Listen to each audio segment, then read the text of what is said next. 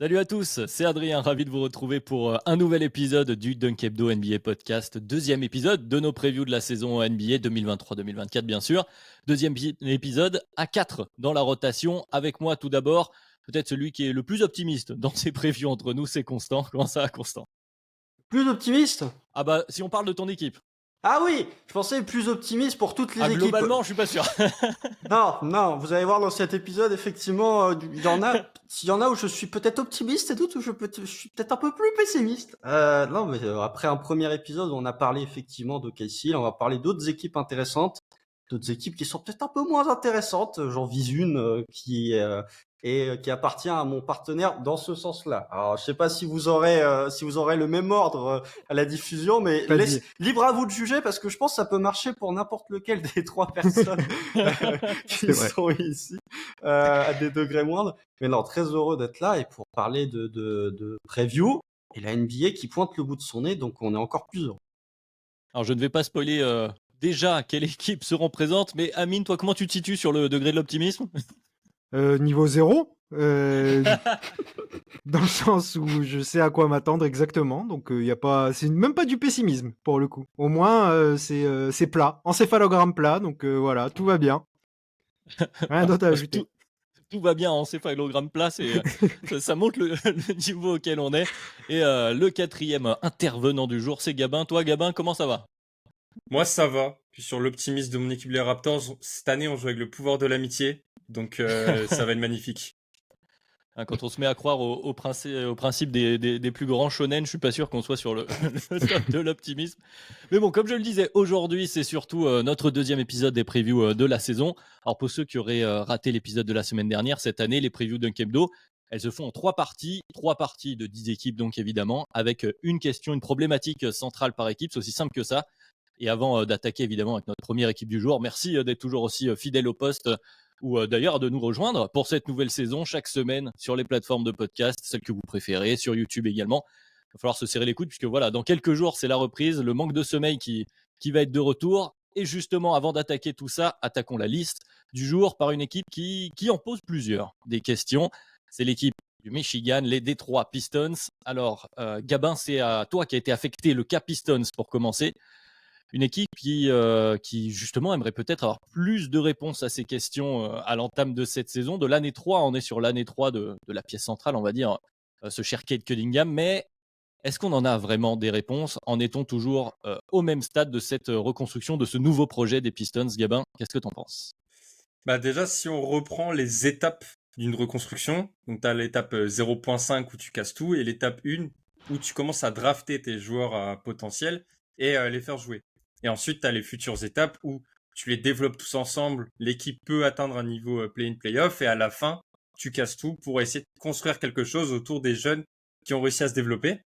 Mais le problème, c'est que là, j'ai aucune réponse. Donc, je pense qu'on est toujours au stade 1 de la reconstruction.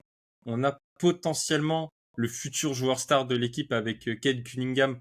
Mais moi, j'ai aucune garantie sur le joueur parce qu'il a joué trop peu de matchs. Là, il en a joué 12 en 2023, 64 la saison d'avant. Donc ouais, on démarre l'année 3. Mais en réalité, on n'a eu qu'une seule saison de jeu pour Cade Cunningham. Et de ce que j'ai vu, c'est bien, il y a du potentiel, mais ça me permet pas de dire que c'est lui le futur des Detroit Pistons. Je suis pas sûr que ça soit le joueur qui t'emmène en playoff en tant que première option.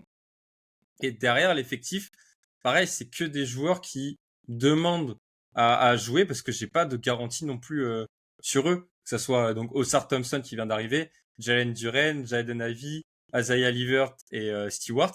Bah, ces jeunes-là, faut qu'ils jouent parce qu'en tant que tel, je ne sais pas quels sont les joueurs que tu vas garder au moment de la reconstruction où tu vas dire, allez, c'est bon, on peut éliminer des joueurs avec des tours de draft pour ramener des stars à côté de nos bons joueurs. Et ben, dans ce noyau-là, je ne sais pas lesquels vont rester. Et ensuite, même dans cet effectif, tu as des joueurs pour qui c'est déjà l'heure de la dernière chance. Donc, je pense à Killian Hayes, Wiseman et Marvin Bagley 3. Donc, en fait, les Pistons, ouais, la réponse est assez simple. On est toujours à la première étape. Cette année, ça rejoue la draft et ça fait jouer ces jeunes joueurs pour essayer de trouver des réponses. Ah, c'est assez intéressant. Bon, je vais te relancer toi, Amine, pour commencer. Il y a deux grandes questions qu'a mis en avant Gabin. C'est est-ce que, justement, la question de reconstruction, est-ce que c'est bien Kate Cunningham la pièce centrale? Et ensuite, lesquels autour seraient encore membre des Pistons, de la prochaine bonne équipe des Pistons. C'est un peu comme ça qu'on le formule habituellement. Comment tu te situes autour de ce projet, toi? En fait, là, le changement qu'on peut noter cette année avec les Pistons, le choix du front office qui donne l'impression de plus vouloir être, nuls comme ils l'ont été ces dernières saisons. Dans le sens où tu prends un coach qui est plutôt référencé, Monty Williams, qui a pas été mauvais en termes de développement et tu vas chercher quelques joueurs. Je pense notamment à Monte Morris, quand ton meneur principal, c'est Cade Cunningham qui est quand même beaucoup blessé justement, ça apporte un peu de sûreté d'avoir un joueur un peu plus, un comment dire? Un guard qui a un plancher assez élevé au niveau que ce soit du playmaking ou de la propreté et du coup, ça donne cette impression que les Pistons ne veulent plus être nuls. Néanmoins, je pense qu'il y a un truc que Gabin a dit qui est très important, c'est tout dépend de Cade Cunningham. Ce roster-là, vous le regardez, je ne sais même pas si Cade Cunningham est suffisant, quoi qu'il arrive, mais ce roster-là, vous le regardez, si Cade Cunningham est beaucoup trop souvent blessé, c'est une équipe qui sera tout en bas de l'Est, quoi qu'il arrive. Peu importe si les intentions sont meilleures, peu importe s'ils essayent de gagner plus de matchs, et même si Cade est là, il va falloir que Cade déjà soit donc beaucoup plus présent et qui démontre vraiment le talent qu'on a entreaperçu, surtout en NCAA jusque-là, parce que en NBA, ça n'a pas été encore assez glorieux. Et moi, j'attends beaucoup de voir un peu de Cade. Et la dernière chose, du coup, même avec Cade, c'est pas une équipe, c'est une équipe à peine. Je ne vois pas cette équipe jouer le play-in cette année. Je suis désolé. Et pourtant, c'est une franchise que j'aime beaucoup, les Pistons. Mais même avec un Cade très haut niveau, je ne pense pas que c'est une équipe qui peut aller gratter le play-in. Donc, pour moi, il faut continuer à chercher des solutions et peut-être reconstruire un petit peu le roster en espérant que Cade soit vraiment ta pièce centrale, justement. Sinon, c'est peut-être tout à la poubelle, quoi. Et justement, toi, Constant, qui est peut-être un expert de sortie de reconstruction, parce que toi, voilà, ça y est, t'en es sorti avec OKC. En tout cas, ça y est, on voit un peu plus, on y voit un peu plus clair, en tout cas, dans ce projet-là. C'est un autre type de reconstruction, bien sûr. Comment toi, tu vois le projet Pistons? Est-ce que, voilà, comme Amine et Gabin, là aussi, l'a un peu évoqué, tu as déjà des doutes, ne serait-ce que sur le cas Cade Cunningham en pièce centrale? Pour citer Le Père Noël est une ordure, le bout du tunnel n'est peut-être pas très loin pour la reconstruction de Casey. Alors après, pour les Pistons, c'est difficile en fait. C'est que les Pistons, déjà, le modèlement de leur effectif est assez particulier parce qu'ils payent encore les problématiques qu'ils ont rencontrées à l'été 2020 et avec, enfin, l'automne 2020 avec l'arrivée du nouveau GM dont j'ai déjà oublié le nom alors qu'il vient d'OKC. Vous avez Troy Weaver. Troy Weaver, voilà. Troy Weaver, merci Amine, où il a signé énormément de pivots à la free agency et ils partent encore dans cette construction avec beaucoup d'intérieur où, en fait, ce qu'a fait Détroit comparé à d'autres équipes en reconstruction, c'est qu'ils ont pris des projets de joueurs qui ont été draftés très haut, qui n'ont pas marché, ils ont essayé de les insérer, de leur donner une seconde chance. Marvin Bagley, James Wiseman, et la problématique, c'est que ces deux pivots, en fait, ils ont pris deux pivots à l'un des seuls postes où ils ont un minimum de garantie avec Jalen Duren. Du coup, ça fait un bouchonnement au niveau des intérieurs. Ils vont déjà devoir prendre une décision sur ce point-là. Ensuite, sur le reste, il va falloir faire effectivement un tri sur les jeunes. Gabin en a parlé, il y en a certains qui arrivent en fin de souffle, mais même ceux qui sont arrivés l'an dernier, un joueur comme Jaden Ivey, j'en ai parlé en off, pour ne pas être méchant envers les fans des Pistons, je me tairais de donner mon avis sur Jaden Ivey. Mais il va être peut-être possiblement relégué sur le banc avec l'éclosion d'un joueur comme Ozar Thompson. Donc même lui a des choses à prouver. Je suis très content de la sélection d'Ozar Thompson. Je trouve que ça va leur apporter un vrai plus qu'ils n'ont pas, surtout si les promesses qu'on a pu voir au tir, défensivement il sera très bon, mais la réelle problématique pour lui c'est surtout le tir comme pour son frère jumeau. Si le développement du tir se fait, ça peut être vraiment très intéressant. Mais effectivement, dans cette conférence Est, il y a beaucoup de problématiques. Et pour finir sur le point Cade Cunningham, il y a eu beaucoup de choses qui ont été dites sur Cade au courant de l'été, beaucoup d'avis positifs, notamment sur les scrimmages de Team USA. Alors là, on est tombé encore plus bas que sur la pré-saison et la Summer League. C'est-à-dire que là, j'ai vu des fans de Détroit dire « Oh, Cade a dominé les scrimmages contre Team USA, MIP season incoming ». Je me dis, bon, déjà, s'il fait une saison en bonne santé, ce sera déjà pas mal, parce que Cade n'est pas un joueur injury prone en soi, mais a déjà loupé pas mal de matchs pour un joueur qui arrive dans sa 3e saison NBA. Donc, Détroit, on va voir. Il y a l'arrivée de Monty Williams qui va peut-être mettre d'autres choses en place que ce qu'avait pu proposer Dwayne Casey, mais le processus est encore très long. Et pour moi, la première priorité cette année, c'est faire un tri dans tous tes jeunes pour savoir qui sont vraiment ceux sur lesquels tu vas taxer et faire confiance pour les années à venir. Ouais, je suis assez d'accord avec vous. Avant de refermer la page Pistons, justement, là, juste sur ce sujet-là des jeunes, la question, on en avait parlé, c'est d'arriver à calibrer aussi les minutes entre les, entre guillemets, anciens jeunes et les nouveaux jeunes. Et c'est vrai que ça va être une problématique, justement, pour identifier qui sera de la partie de ce projet de reconstruction. Mais en tout cas, voilà, on va souhaiter bon courage aux fans des Pistons, à notre cher Elias notamment. Ça va être une saison, encore une fois, qui va pas être forcément la plus enthousiasmante. On va dire ça comme Il n'y a ça. plus Corey Joseph, il est content. Oui, voilà. Si le point positif principal c'est de plus avoir Corey Joseph, c'est dire, c'est dire où on en est du côté de Détroit. Mais voilà pour les Pistons, donc encore en reconstruction. La prochaine équipe, la seconde équipe du jour, on avance un petit peu plus. On va aller du côté du Magic d'Orlando. Alors je vais me tourner vers toi, Amine, pour le Magic aujourd'hui. Alors la question qui a été choisie, c'était les attentes voilà, qui commencent à grimper autour d'Orlando, les attentes qui arrivent notamment avec l'éclosion des Wagner, de Paolo Banchero, de mon cher Wendell Carter, mais encore quelques questions au niveau du backcourt, au niveau du guard play. C'est peut-être un thème qu'on va retrouver assez souvent, notamment quand on va parler des équipes de l'Est. On en parlait entre nous en off. Alors, Amine, est-ce qu'on est plus optimiste grâce au front court ou un peu plus inquiet à cause, entre guillemets, du backcourt à Orlando? Alors, j'en ai parlé récemment dans un podcast dans lequel j'étais invité, chez Guillaume, pour ne pas le citer. Pour moi, il y a un optimisme qui est peut-être un peu trop grand, en tout cas de ce que j'entends concernant le Orlando Magic. Je pense que effectivement, c'est la bonne question qu'il faut se poser au niveau du guard play. C'est très très léger. Le seul joueur qui t'offre un plancher de guard play actuellement, avec du playmaking et tout ce que ça comporte, c'est Markelle Fultz. Et c'est assez léger d'avoir que Markelle Fultz comme meneur qui t'apporte cet élément du jeu. Maintenant, par quoi ça passe finalement l'évolution un peu de ce Magic? Il va falloir à tout prix que l'un des ailiers un peu stars prenne les choses en main. Et je pense plus à Banchero qu'à Wagner. Je pense que Wagner a un profil qui sera à terme de second créateur plus que de premier créateur. Banchero, avec les flashs à la passe, avec sa taille et tout, ça pourrait être une arme létale. Et je pense qu'il va falloir que le step que passe Paolo Banchero, en dehors de gagner en efficacité, effectivement, il va falloir aussi qu'il prenne un peu plus les choses en main et qu'il soit le leader de cette équipe. Parce que si on regarde comme ça, là, juste aujourd'hui, bon, ils ont drafté Anthony Black, qui est un meneur apparemment, qui doit apporter du guard play, mais moi personnellement je me permettrai pas de parler des rookies que je n'ai pas du tout vus, donc je ne sais pas. Jalen Suggs, pour l'instant, c'est un échec. C'est un joueur bon en défense, mais qui t'apporte absolument rien en attaque actuellement.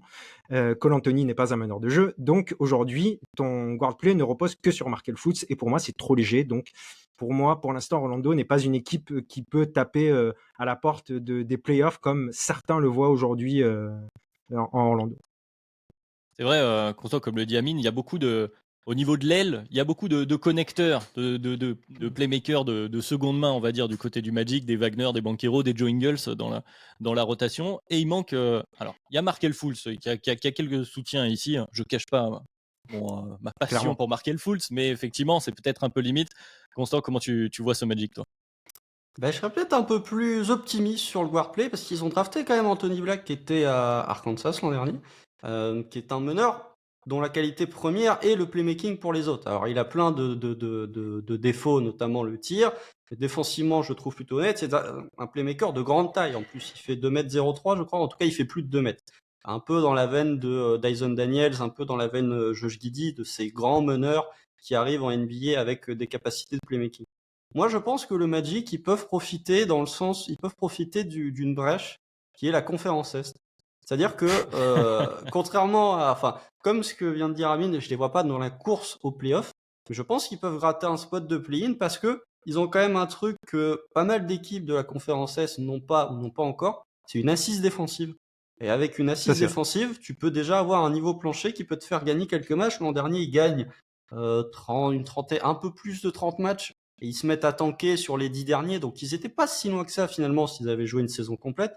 Là, le niveau de l'Est ne s'est pas renforcé. En tout cas, les équipes qui seront dans leur range ou en contention pour une place de play-in ne se sont pas renforcées. Là où eux, potentiellement avec une année de progression interne et avec l'ajout d'Anthony Black et de Jet Howard, qui a été drafté en 11, qui est un poste 4 capable d'artiller un peu n'importe comment. Enfin, n'importe comment, je dis ça de manière optimiste, Positive. de manière positive. Voilà, on va voir ce que ça va donner. Effectivement, il paye les pots cassés du raté de Jalen Suggs et c'est là où tu vois que c'est très difficile de te relever quand tu fais un échec d'un joueur drafté dans le top 5. Mais ouais, je pense qu'avec leur assise défensive, avec une année de progression supplémentaire, voire si Franz Wagner poursuit sur la lignée de sa Coupe du Monde, voir si Paolo Banchero ne poursuit pas sur la lignée de sa Coupe du Monde pour le coup. Quoique individuellement, il n'a pas été si mal, mais ouais, potentiellement, c'est une équipe qui, en profitant du marasme qu'il peut y avoir dans la conférence S et du fait qu'il y a certaines équipes, notamment Toronto, Chicago, pour ne pas les citer, qui sont dans un entre-deux où tu sais pas trop ce qu'ils vont faire, potentiellement ça peut exploser. Ils peuvent pour moi gratter peut-être une 9e ou une 10e place avec ces facteurs-là. Bon, Gabin, tu as été cité notamment, et puis tu t'y connais, toi, en équipe avec assise défensive, plein des longs ailiers connecteurs et des difficultés de playmaking sur le backcourt. Donc, comment est-ce que tu vois le Magic de ton côté aussi? Bah, moi, je trouve que le Magic, ils peuvent viser un play-in, mais même s'ils le ratent, c'est pas très grave parce que c'est pas l'objectif de la saison.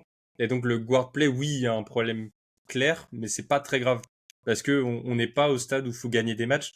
Donc, faisons jouer Markel Fultz et donnons beaucoup de minutes à Anthony Black. On voit ce que ça donne et c'est pas grave si Anthony Black ne fonctionne pas, ce serait dommage, mais t'es pas dans l'obligation de gagner tout de suite. C'est ça, en fait. Donc, j'appellerais au calme, en fait, pour les fans des Magic et autres qui disent tout de suite, oui, ils vont gagner des matchs. Cette saison, ça va être la saison de darling des Magic qui vont atteindre les playoffs. Non, je suis plus pessimiste là-dessus. Je pense Ouais, qu'ils bon, peuvent après, faire c'est une. que- Excuse-moi, je Vas-y, pense Constant. qu'ils peuvent faire une saison. Oui, Amine est poli et lève le doigt. Moi, je prends la parole. Voilà. Excusez-moi. Non, je pense que juste pour dire, je pense qu'ils peuvent faire à degré moindre parce que je pense qu'ils gagneront pas autant de matchs, mais la même saison qu'a fait le Thunder l'an dernier. À savoir, ils n'auront pas évidemment un joueur du calibre de chez, mais une équipe jeune avec une assise défensive. Il y a juste un seul point et après je me tairai sur le Magic. Il faut que ça court plus. C'est une équipe qui doit plus courir que ce qu'elle a fait l'an dernier. Elle était 15 ou 16e à la pace, il faut que ça court plus pour ces équipes de jeunes, sans qualité de guard play en plus, donc sur demi-terrain, c'est encore plus difficile. Bon, Amine, le bon élève. Ouais, c'était juste, en fait, tu nous as fait un petit peu le profil d'Anthony Black constant, et du coup, moi, je me pose la question, il pose peut-être un peu le même problème que Markel Fultz, finalement, dans un sens, parce que le problème de la création de Markel Fultz, c'est son manque de dangerosité au scoring, finalement, qui fait qu'il est moins important. Donc, si tu me dis qu'Anthony Black a pour l'instant un problème au tir, j'ai un petit peu peur, justement, de profils redondants et d'un playmaking qui soit limité, forcément, pour Orlando. Moi, j'espère vraiment que je pense que Banchero doit, pour devenir le joueur qu'on espère qu'il va devenir et que lui espère devenir, prendre les choses en main et être ce porteur de balle primaire de grande taille, en fait, pour que ce soit vraiment un joueur fort, un alpha. Sinon, il ne le sera pas, en vérité. Donc, autant commencer peut-être à lui donner un petit peu plus la balle dans les mains, en fait. Après, ce type de ball handler primaire, comme tu dis, souvent aime avoir un bon spacing autour. C'est vrai qu'on se retrouve encore avec la problématique du profil d'un Markel Fultz qui sent la balle, ne fait pas forcément peur. Alors après, il y a aussi, on l'a pas cité, il y a aussi Cole Anthony dans le backcourt, mais qui est plus dans le profil du micro-ondes de sortie de banc, on va dire ça comme ça. Donc voilà, il y a toujours ces questions-là, mais comme tu l'as bien dit, Gabin, je pense que le Magic, ils sont toujours dans une reconstruction plus avancée, avec plus de certitude, en essayant de voir quelle progression interne ils vont avoir.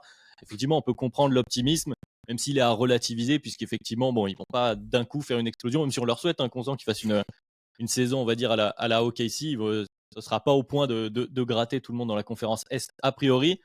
Mais justement, puisque tu les avais cités, Constant, je vais prendre mon moment, mon monologue à moi, puisqu'on va parler des Chicago Bulls derrière. Donc, l'équipe que je supporte malencontreusement, j'ai envie de dire, parce que c'est pas forcément toujours la joie.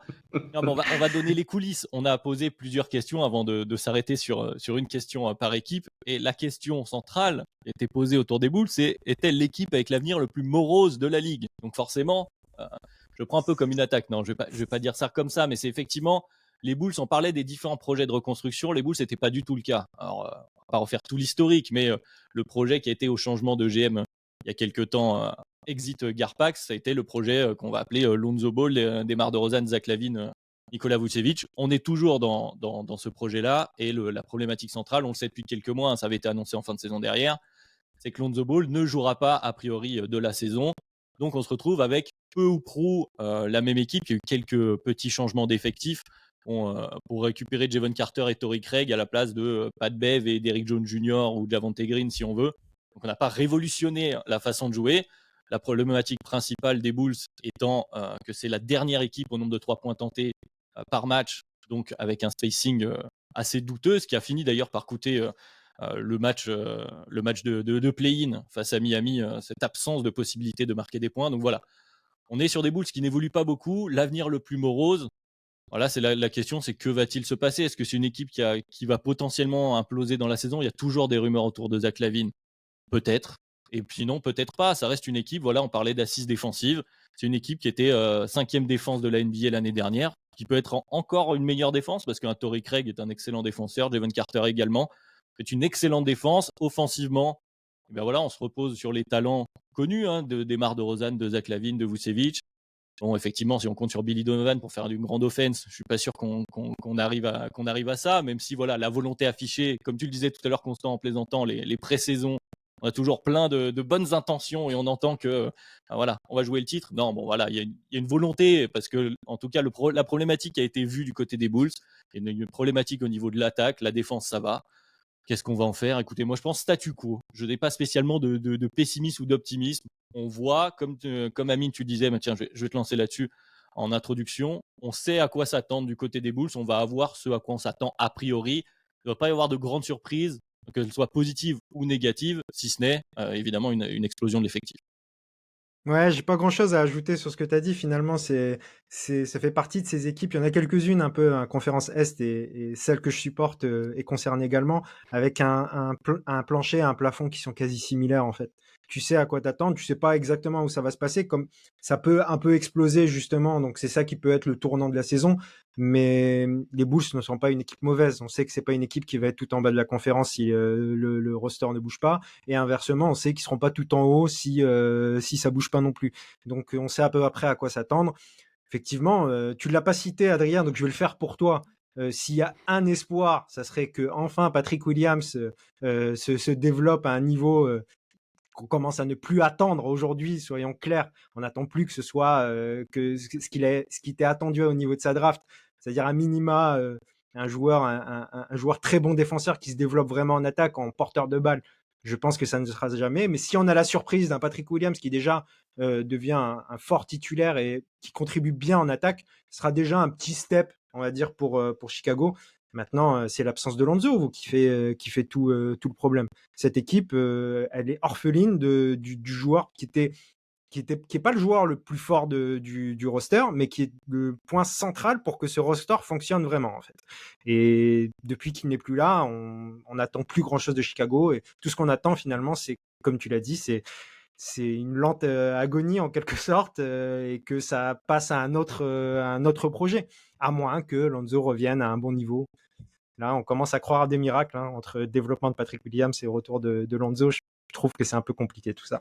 C'est sûr qu'on peut lui souhaiter à Lonzo Ball, mais c'est le problème de temporalité. Ce que tu viens de dire, c'est un peu ça. C'est qu'on attend la fin de ce projet-là, cette temporalité qui va avec aussi le contrat de Lonzo Ball. Même s'il revient maintenant, on est sur la fin des contrats, notamment pour Demar DeRozan. Il y a une prolongation de Vucevic tout de même, mais a priori, il y a quand même sur cette formation des Bulls, ce format des Bulls qui devrait arriver vers la fin. Je ne sais pas, Gabin Constant. Gabin, oui, je crois que tu as envie de dire quelque chose. Moi, sur la question, est-ce que c'est l'équipe avec le futur le plus morose de la ligue? J'ai envie de dire oui, parce que tu as un niveau très moyen, et plancher-plafond, vous l'avez dit, qui va rester au même niveau, donc on sait à peu près à quoi s'attendre, mais t'as pas de gros potentiel comparé à d'autres équipes qui sont à peu près au même niveau. Il y aurait éventuellement Lonzo Ball, mais là, j'y crois plus trop. Patrick Williams, il step up plus, et t'as un plancher trop haut, avec Vucevic qui a été prolongé et Lavine qui avait été prolongé la saison d'avant. Et donc, c'est trop tôt aussi pour les balancer dans des trades. Et donc, en fait, je vois toujours cette équipe rester pendant encore 1 ou 2 ans sur ce niveau moyen, mais avec pas forcément l'espoir d'un jeune joueur qui pourrait t'apporter l'envie de regarder les Bulls chaque soir en disant « Ah, lui, dans quelques années, va péter ». Parce que là, j'en vois pas dans l'effectif un joueur à gros potentiel. Je t'ai vu acquiescer, Constant. Finalement, la conclusion de ce qu'est en train de dire Gabin, c'est que les Bulls sont dans une fin de cycle, ce que disait un peu Amine, mais on n'a pas entamé de reconstruction. Donc forcément, l'avenir, là, à court terme de reconstruction, on va pas le voir. Si ça doit se passer, ça sera dans, comme tu as dit, Gabin, 3-4 ans, quelque chose comme ça. Comment tu le vois, toi, Constant?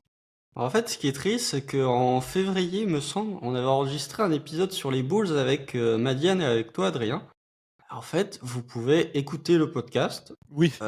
Aujourd'hui, rien n'a changé. C'est la même chose. Ce que tu as dit, Adrien, on l'a dit dans le podcast en février. Donc, c'est les mêmes problématiques. Rien n'a bougé. Pourtant, j'aime, entre guillemets, bien le recrutement. Je trouve que Torrey Craig et Javon Carter, c'est des améliorations de ton effectif. Alors, moindre, hein, mais je trouve que c'est loin d'être des mauvais joueurs. Ça revient encore plus renforcer ton assise défensive. Par contre, en attaque, tu vas avoir les mêmes problématiques. Et oui, pourquoi c'est l'un des avenirs le plus morose? Parce que il n'y a pas de jeunes, en fait. C'est-à-dire qu'il y a des équipes qui sont nulles et où tu te dis, tiens, il y a lui. Alors, je sais pas, Détroit, par exemple, ils ont gagné 17 matchs l'an dernier et tu te dis, il y a Kate Cunningham, il y a potentiellement Ozar Thompson. Je trouve que les Bulls, si jamais tu venais à faire exploser le groupe, déjà, je suis pas sûr que tu récupères énormément de jeunes à potentiel pour contre-acquérir DeMar DeRozan, plus le contrat de Zach LaVine, qui est un bon joueur, Zach LaVine, mais est-ce que le contrat et le fait que ce soit un contrat de superstar, limite de All-NBA, soit d'une valeur assez suffisante pour que les autres équipes envoient des jeunes de talent, je suis pas sûr. Donc ouais, effectivement, il y a ce côté où il y a Patrick Williams. Patrick Williams, c'est sa 4e saison à NBA. Tu commences à te dire que tu arrives en fait à une version déjà bien complète de Patrick Williams, dans le sens où tu es presque sur un joueur fini finalement. Donc ça va être difficile vraiment de s'emballer. Donc ouais, les Bulls, je pense que la saison va être la même que l'an dernier. C'est ça qui me fait un peu peur, c'est que tu vas te reposer sur le talent de DeRozan au scoring, tu vas te reposer sur peut-être le talent de Zach LaVine. Mais pour moi, effectivement, tu as un niveau plancher, comme l'a dit Amine, qui est aussi ton plafond. Et ça me fait beaucoup penser au Magic de ce même Vucevic. Donc Vucevic, il est abonné aux équipes plancher. Peut-être parce que c'est le niveau plancher des pivots en NBA aussi. Ça faudrait qu'on fasse une All NBA plancher au niveau des postes. Mais on l'a fait souvent en off. Je pense que Vucevic, c'est vraiment, c'est pas loin d'être le pivot moyen en NBA, c'est-à-dire pas très fort, pas nul, mais moyen. Donc L'arrière-plancher, c'était Evan Fournier dans l'épisode qu'ils avaient fait sur les arrières. Comme par hasard. Ouais, Tobias Harris est lié fort plancher aussi, je pense. Mais non, mais c'est vrai en plus. Il est pas mauvais, il est pas excellent, il est plancher. Mais bref, on digresse. Cet épisode va déjà être assez long comme ça. Et sur les Bulls, ouais, effectivement, je trouve que tu retardes beaucoup l'échéance et tu retardes en fait l'inévitable qui est le moment où ce groupe va sauter pour pas grand chose, je trouve. Donc continuer à faire une saison de plus, mais j'ai vraiment pas confiance dans ce qui va se passer du côté de Chicago. Et je pense qu'on va rester sur la même saison que l'an dernier, à peu ou peu de choses. Ouais, je suis d'accord avec toi, juste pour compléter, pour terminer, c'est vrai que la volonté, c'est quelque chose qu'on peut entendre ici et là, notamment avec les rumeurs, mais aussi dans la fanbase des Bulls, de tout exploser, de ça y est, on trade tout le monde et on recommence. Comme vous l'avez dit, à la fois, il n'y a pas spécialement de pièces inamovibles, tu vas pas te dire, allez, on explose tout et on donne la balle à Patrick Williams, c'est vraiment un trop gros risque. Enfin, il y en a qui peuvent encore y croire, moi je suis pas encore totalement tombé du train, mais comme l'a dit Amine, on est quand même, là, il faut quand même être particulièrement optimiste. Kobe White a quelques progrès, mais ces deux joueurs ne font pas partie de ces profils constants que tu évoquais.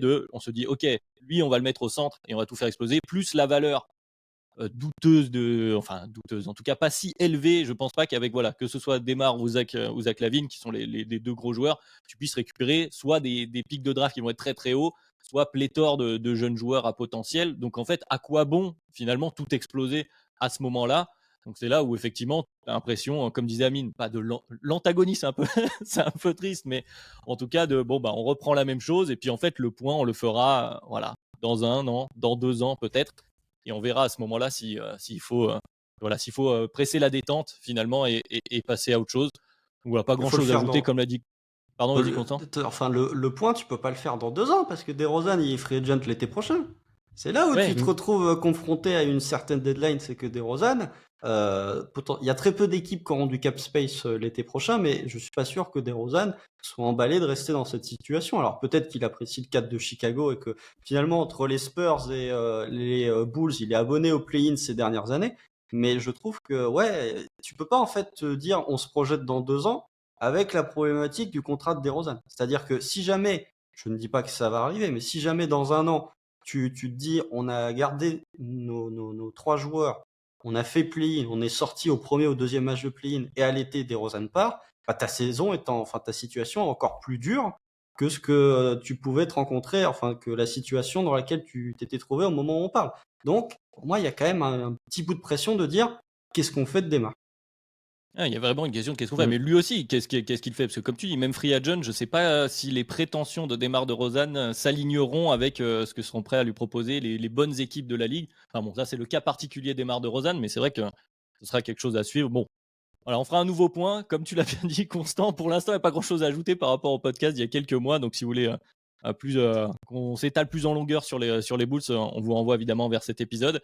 Et on va aller vers une autre équipe dont on parle souvent en termes d'explosion potentielle. On en parlait même déjà l'année dernière. C'est le fameux Utah Jazz. Puis Constant, tiens, je vais te redonner la parole. C'est toi qui as été choisi. Donc c'est la question centrale qu'on se pose sur le Jazz. L'équipe de revanchard qui a fait une très très belle saison l'année dernière. Hein, notamment, on pense à Lauri Markkanen.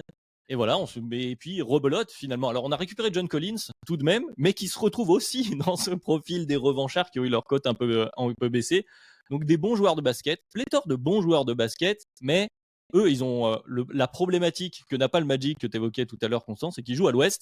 Donc à quoi bon repartir à ce point comme ça avec le Jazz? Qu'est-ce qu'on fait, Constant? Je te pose la question. Le à quoi bon, je trouve, il est sévère. Je l'ai dit en off, mais je trouve qu'il est sévère parce que le Jazz, oui, ils ont récupéré John Collins, mais ils ont quand même drafté Taylor Hendricks en 9. Ils ont drafté Keyonte George en 16. Ils ont drafté Bryce Nzabour en 27, 28, fin de premier tour. Pour ce qui est au moins de Keyonte George et de Taylor Hendricks, c'est deux joueurs en lesquels moi personnellement je crois. Surtout Keyonte George qui peut montrer de belles choses. Je trouve qu'avec ce groupe de revanchards, c'est un peu c'est des joueurs jeunes, quoi. On n'est pas sur des joueurs qui arrivent à la trentaine, hormis Kelly Olynyk. On n'est pas sur des joueurs qui sont en bout de course et qui essayent de se trouver une place ailleurs. Je trouve que Lauri Markkanen est encore jeune, tu peux encore le développer. Il y a Walker Kessler, il y a les jeunes que tu as draftés cette saison. On va voir, Colin Sexton est devenu un joueur de basket lors de son année au Jazz, donc on va voir ce qui va se passer. Ils ont drafté Ochai Agbaji. Je trouve que, en fait, ce qui peut leur servir justement, c'est le fait qu'ils soient dans une conférence Ouest qui est très relevée. Et que du coup, ils ont un pic déjà qui est censé être envoyé au OKC. Le pic est protégé top 10. Donc déjà, on sait que dès le début mars, Danny Ainge, il va dire non, là on est trop près d'envoyer le pic, donc on va tout faire pour le garder. Mais je trouve que c'est une équipe qui, sur le papier, va être tout aussi séduisante que l'an dernier, mais qui peut être aussi séduisante que ce qu'elle était l'an dernier en ajoutant des jeunes supplémentaires. C'est-à-dire que tu vas passer de Mike Conley, oui, Mike Conley, il débute au Jazz l'an dernier. Avec les transferts, je suis. Voilà. Donc tu vas passer de Mike Conley à potentiellement Keyonte George, donc tu renforces, enfin tu rajeunis quand même considérablement les joueurs que tu fais starter. Tu as le développement de Kessler, Markkanen sur un très bon contrat, on n'en parle pas assez du contrat de Markkanen, tout en étant un joueur qui a 24-25 ans. Donc ouais, pour moi, il n'y a pas que des équipes il n'y a pas que des revanchards dans cet effectif.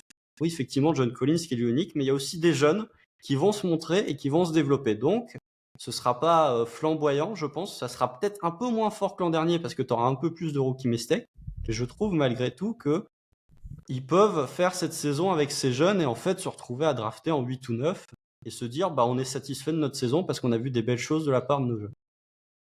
Je vais rajouter un nom de revanchard que tu n'as pas cité, celui de Chris Dunn, qu'on aime beaucoup, c'est que Tom notamment l'aime énormément. Mais il y a Chris Dunn qui a retrouvé quand même un certain niveau aussi également, un peu à l'instar de Colin Sexton que tu as cité.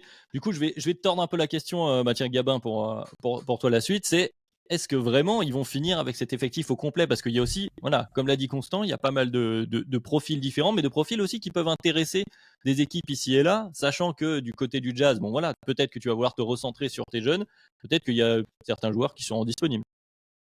C'est le but de toute façon, c'est de jouer avec tout l'effectif comme ils l'ont fait l'année dernière, et dès que un joueur intéresse une franchise, tu le transfères contre du potentiel et des pics. C'est ce qui s'est passé avec Conley par exemple. Et en plus de ça, comparé aux autres équipes, le Jazz fait une reconstruction que je trouve passionnante parce qu'on n'a pas l'habitude de voir ça. C'est de prendre justement ce que vous appelez les revanchards là de 24-25 ans et de les développer. Et c'est comme ça qu'ils ont pu donner de la valeur à un Lauri Markkanen qui sort un peu de... On l'attendait pas à ce niveau-là. Tu le mets au Jazz où il a pu jouer et où l'équipe avait un semblant d'esprit compétitif, et il s'est développé et peut-être qu'à moyen terme, tu vas pouvoir le transférer contre plus de potentiel. Donc tu peux peut-être, avec cette méthode, accélérer ta reconstruction. Et cette année, je me dis, si tu continues dans le processus des joueurs que tu peux faire jouer et prendre de la valeur avant de les retransférer, John Collins, c'est un candidat à surveiller de très près. On n'est pas à l'abri de la saison surprise. Donc je trouve ça passionnant et c'est une équipe que j'ai envie de regarder par rapport aux autres projets de reconstruction. Amine, toi, du coup, est-ce que tu es aussi presque, alors optimiste, c'est peut-être pas le mot, mais que nos deux chers camarades sur le fait que, effectivement, bon, il y a des bons joueurs, notamment Lauri Markkanen qui a été cité plusieurs fois, qui ont fait une super saison. Mais est-ce que c'est vraiment suffisant? Est-ce qu'en fait, du côté du Jazz, voilà, Gabin parlait de reconstruction, on a des bases de la prochaine bonne équipe du Jazz, je sais pas. Alors, elle est bonne, hein, cette équipe-là, hein, mais elle l'est pas suffisamment à l'Ouest. Ouais, moi, j'aimerais ajouter un truc de positif dans un projet de reconstruction, c'est qu'ils ont déjà ils ont déjà un coach aussi, un bon Mhm. coach en la personne de Will Hardy. Et c'est toujours bien de pouvoir, on demandera justement aux Rockets de pouvoir commencer avec un vrai coach qui met en place des choses intéressantes. Maintenant, ma question justement, ça va rejoindre un petit peu celle que tu viens de poser, Adrien. C'est à quel point les projets joueurs et le projet du coach se rejoignent avec le projet du président. Danny Ainge est président, hein, il n'est pas GM, hein, si je me trompe pas. Parce que, par exemple, le trade de John Collins, juste après avoir drafté un poste 4, qui n'est que poste 4 et Hendricks, et dans une franchise où ton meilleur joueur est un poste 4, moi, ça me fait dire que l'objectif de Danny Ainge aujourd'hui, c'est de récupérer des pics de draft dès qu'il le pourra, en fait. Quand tu récupères John Collins, c'est parce que tu le récupères pour quasi rien, pour une bouchée de pain, et que t'espères qu'il va montrer un peu plus de choses du côté de Utah, qu'il sera un peu plus responsabilisé, et tu l'enverras. Je pense pas que John Collins fera long feu à Utah, ou alors peut-être que ce sera Mark Cannon parce qu'il y aura une belle offre et que Utah en est pas encore là à son niveau, mais en tout cas, je pense que tout le monde est plus ou moins à vendre aujourd'hui et que c'est vraiment le tout début de la reconstruction. Et je suis pas sûr qu'il y ait justement, comme tu viens de le dire, une pièce centrale. Je pense que la pièce centrale est encore à acquérir dans ce projet de reconstruction du Jazz. Là, on est un peu dans l'entre-deux où ils sont pas mauvais, mais ils vont pas être très bons parce que la conférence Ouest, comme vous l'avez dit, c'est une jungle où ça sera difficile d'en sortir. Et du coup, la situation est pas si mauvaise. Néanmoins, pour l'instant, c'est pas très clair parce que on ne sait pas à quoi va ressembler ce vrai Jazz de reconstruction, quels joueurs vont vraiment être gardés. Là, ils ont fait une draft avec plusieurs profils intéressants. Du coup, ça va être intéressant de voir si ces joueurs vont entrer dans le grand projet. Mais du coup, il y a toujours des questions et moi, j'ai l'impression, oui, que tout le monde est à vendre, à condition aussi que Danny Ainge ne fasse pas comme l'année dernière des cadeaux aux Los Angeles Lakers. Ça serait quand même pas mal.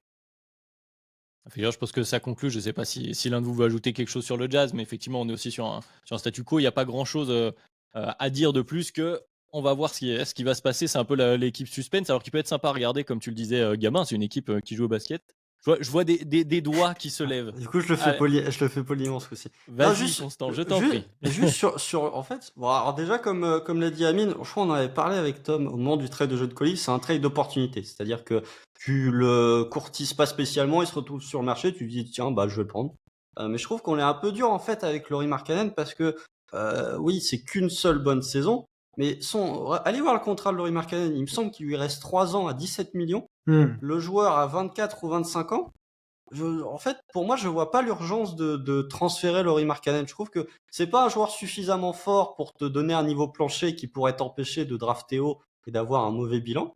Mais c'est un joueur sur lequel, pour moi, s'il confirme les très belles choses qu'il a montrées l'an dernier, tu peux inclure dans ton projet pour le futur. Ce sera pas ta pièce, mais ça peut être une de tes pièces. Donc, je trouve que Amine a dit que personne n'est Amine ou Gabin, je sais plus, j'ai oublié, mais a dit que personne n'était intouchable ou que tout le monde était à vendre. Moi, je pense que si je suis Jazz, bon, déjà Kessler est intouchable. Les deux que j'ai draftés, à savoir Keontae George et Taylor Hendricks, sont intouchables. Mais je serais pas loin de mettre Lauri Markkanen intouchable parce que je trouve vraiment qu'on a un joueur jeune avec un contrat très team friendly et qui a montré de très belles choses l'an dernier. Il reste 2 ans, son contrat termine en 2025. Alors, La saison c'est l'an dernier où il 2024-2025. restait 3 ans. Ouais. Voilà. Gabin, du coup Moi, je rajouterais juste qu'en fait, grâce au système de loterie, c'est sympa d'avoir des équipes comme ça qui jouent au basket et de toute façon, avec les pourcentages de chance, c'est pas grave si t'es pas dans dans le top 3 des pires équipes de la ligue qui ont le 14% de chance, parce que tu peux quand même jouer la loterie et de toute façon, c'est le hasard à la fin. Donc c'est Oui, mais beaucoup tu plus t'appelles sympa, le je Jazz. trouve. Il n'y a pas de hasard. C'est-à-dire que si tu t'appelles les Los Angeles Lakers, oh tiens, on est monté dans le top 3. Incroyable. Hein. Si tu t'appelles les San Antonio Spurs, on est premier. Victor, il s'était enregistré où il avait dit que c'était un Spurs. La loterie est bien faite. Si t'es le Utah Jazz, c'est plus difficile de monter. Disons que les probas sont moins favorables si t'es le Jazz que si t'es d'autres équipes. Ouais, je vais continuer à faire le naïf et croire que c'est que du hasard dans un monde parfait. Mais ce que je veux dire, c'est que Adam Silver, quand quand il augmente le pourcentage de chances d'avoir des jeunes pour les équipes moyennes et qu'il enlève un peu de pourcentage au nul, il pense justement à ce genre de reconstruction au Utah Jazz où ça continue de jouer et où on voit du beau basket et où des jeunes, vers 25 ans comme Collins et Markkanen vont avoir du temps de jeu et des responsabilités. Et c'est plus intéressant et du coup, tu pourrais quand même te retrouver avec un pick top 5 même en jouant comme ça et je trouve ça sympa. Ouais, je suis d'accord. Au-delà de la rationalité Ouais. du projet, si on parle des probabilités de draft, c'est vrai que voir ce type de reconstruction assez rapide et assez intelligente, justement, qu'on n'a pas l'habitude de voir avec voilà, une équipe qui joue au basket et qui potentiellement, voilà, on n'a peut-être pas la pièce centrale, comme tu disais, Amine, mais en fait, on a plein de potentielles pièces 2, pièces 3, etc. Donc au final, on n'est pas si loin et on peut leur souhaiter de. Voilà, peut-être avoir de la chance au tirage, Gabin. Ça me semble une bonne conclusion Et mathématique. j'aimerais bien pour le basket que ça soit eux en fait qui Ouais. aient de la chance pour une fois. Après, la problématique, c'est que on en reparlera peut-être si on fait un podcast reconstruction. Il vaut peut-être mieux être très nul et faire un home run dans le top 3 plutôt que de faire 3 années où t'es moyen et de drafter 3 années de suite en 8 ou en 10. Oui, et C'est puis vrai. après, on se retrouve toujours avec de toute façon la chance ou malchance. On l'évoquait avec le Magic de si tu rates ton pic, entre guillemets, hein, bien sûr, mais dans cette range-là, entre 3 et 10, c'est quelque chose qui peut coûter cher pendant un petit moment. Mais on n'en est pas là du côté, du côté du Jazz. On est déjà en train de se projeter sur la prochaine draft, ce qui est encore très très loin, puisqu'on est dans les previews de la saison qui arrive. Et équipe suivante, donc, on va repasser du côté de l'Est, avec une équipe assez particulière, puisque c'est celle qui a été totalement remanié en cours de saison. On parle bien sûr des Brooklyn Nets de maintenant Michael Bridges, Cam Johnson. Et bah tiens, on parlait de revanchard d'un certain Ben Simmons. Alors là, c'est la période de l'année de la grande revanche de Ben Simmons.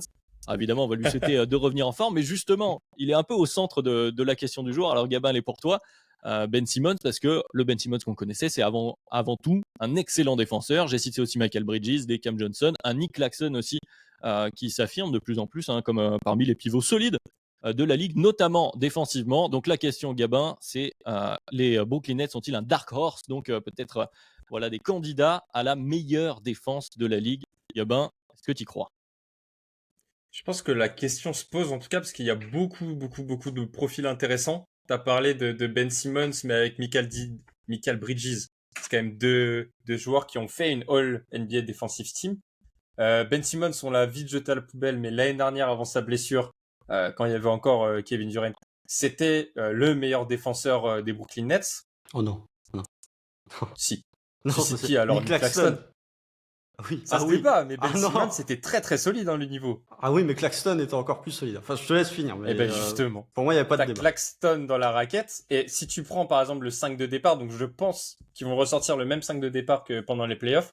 Donc t'aurais Dinwiddie, Cam Johnson, Michael Bridges, Dorian Finney-Smith, Nick Claxton.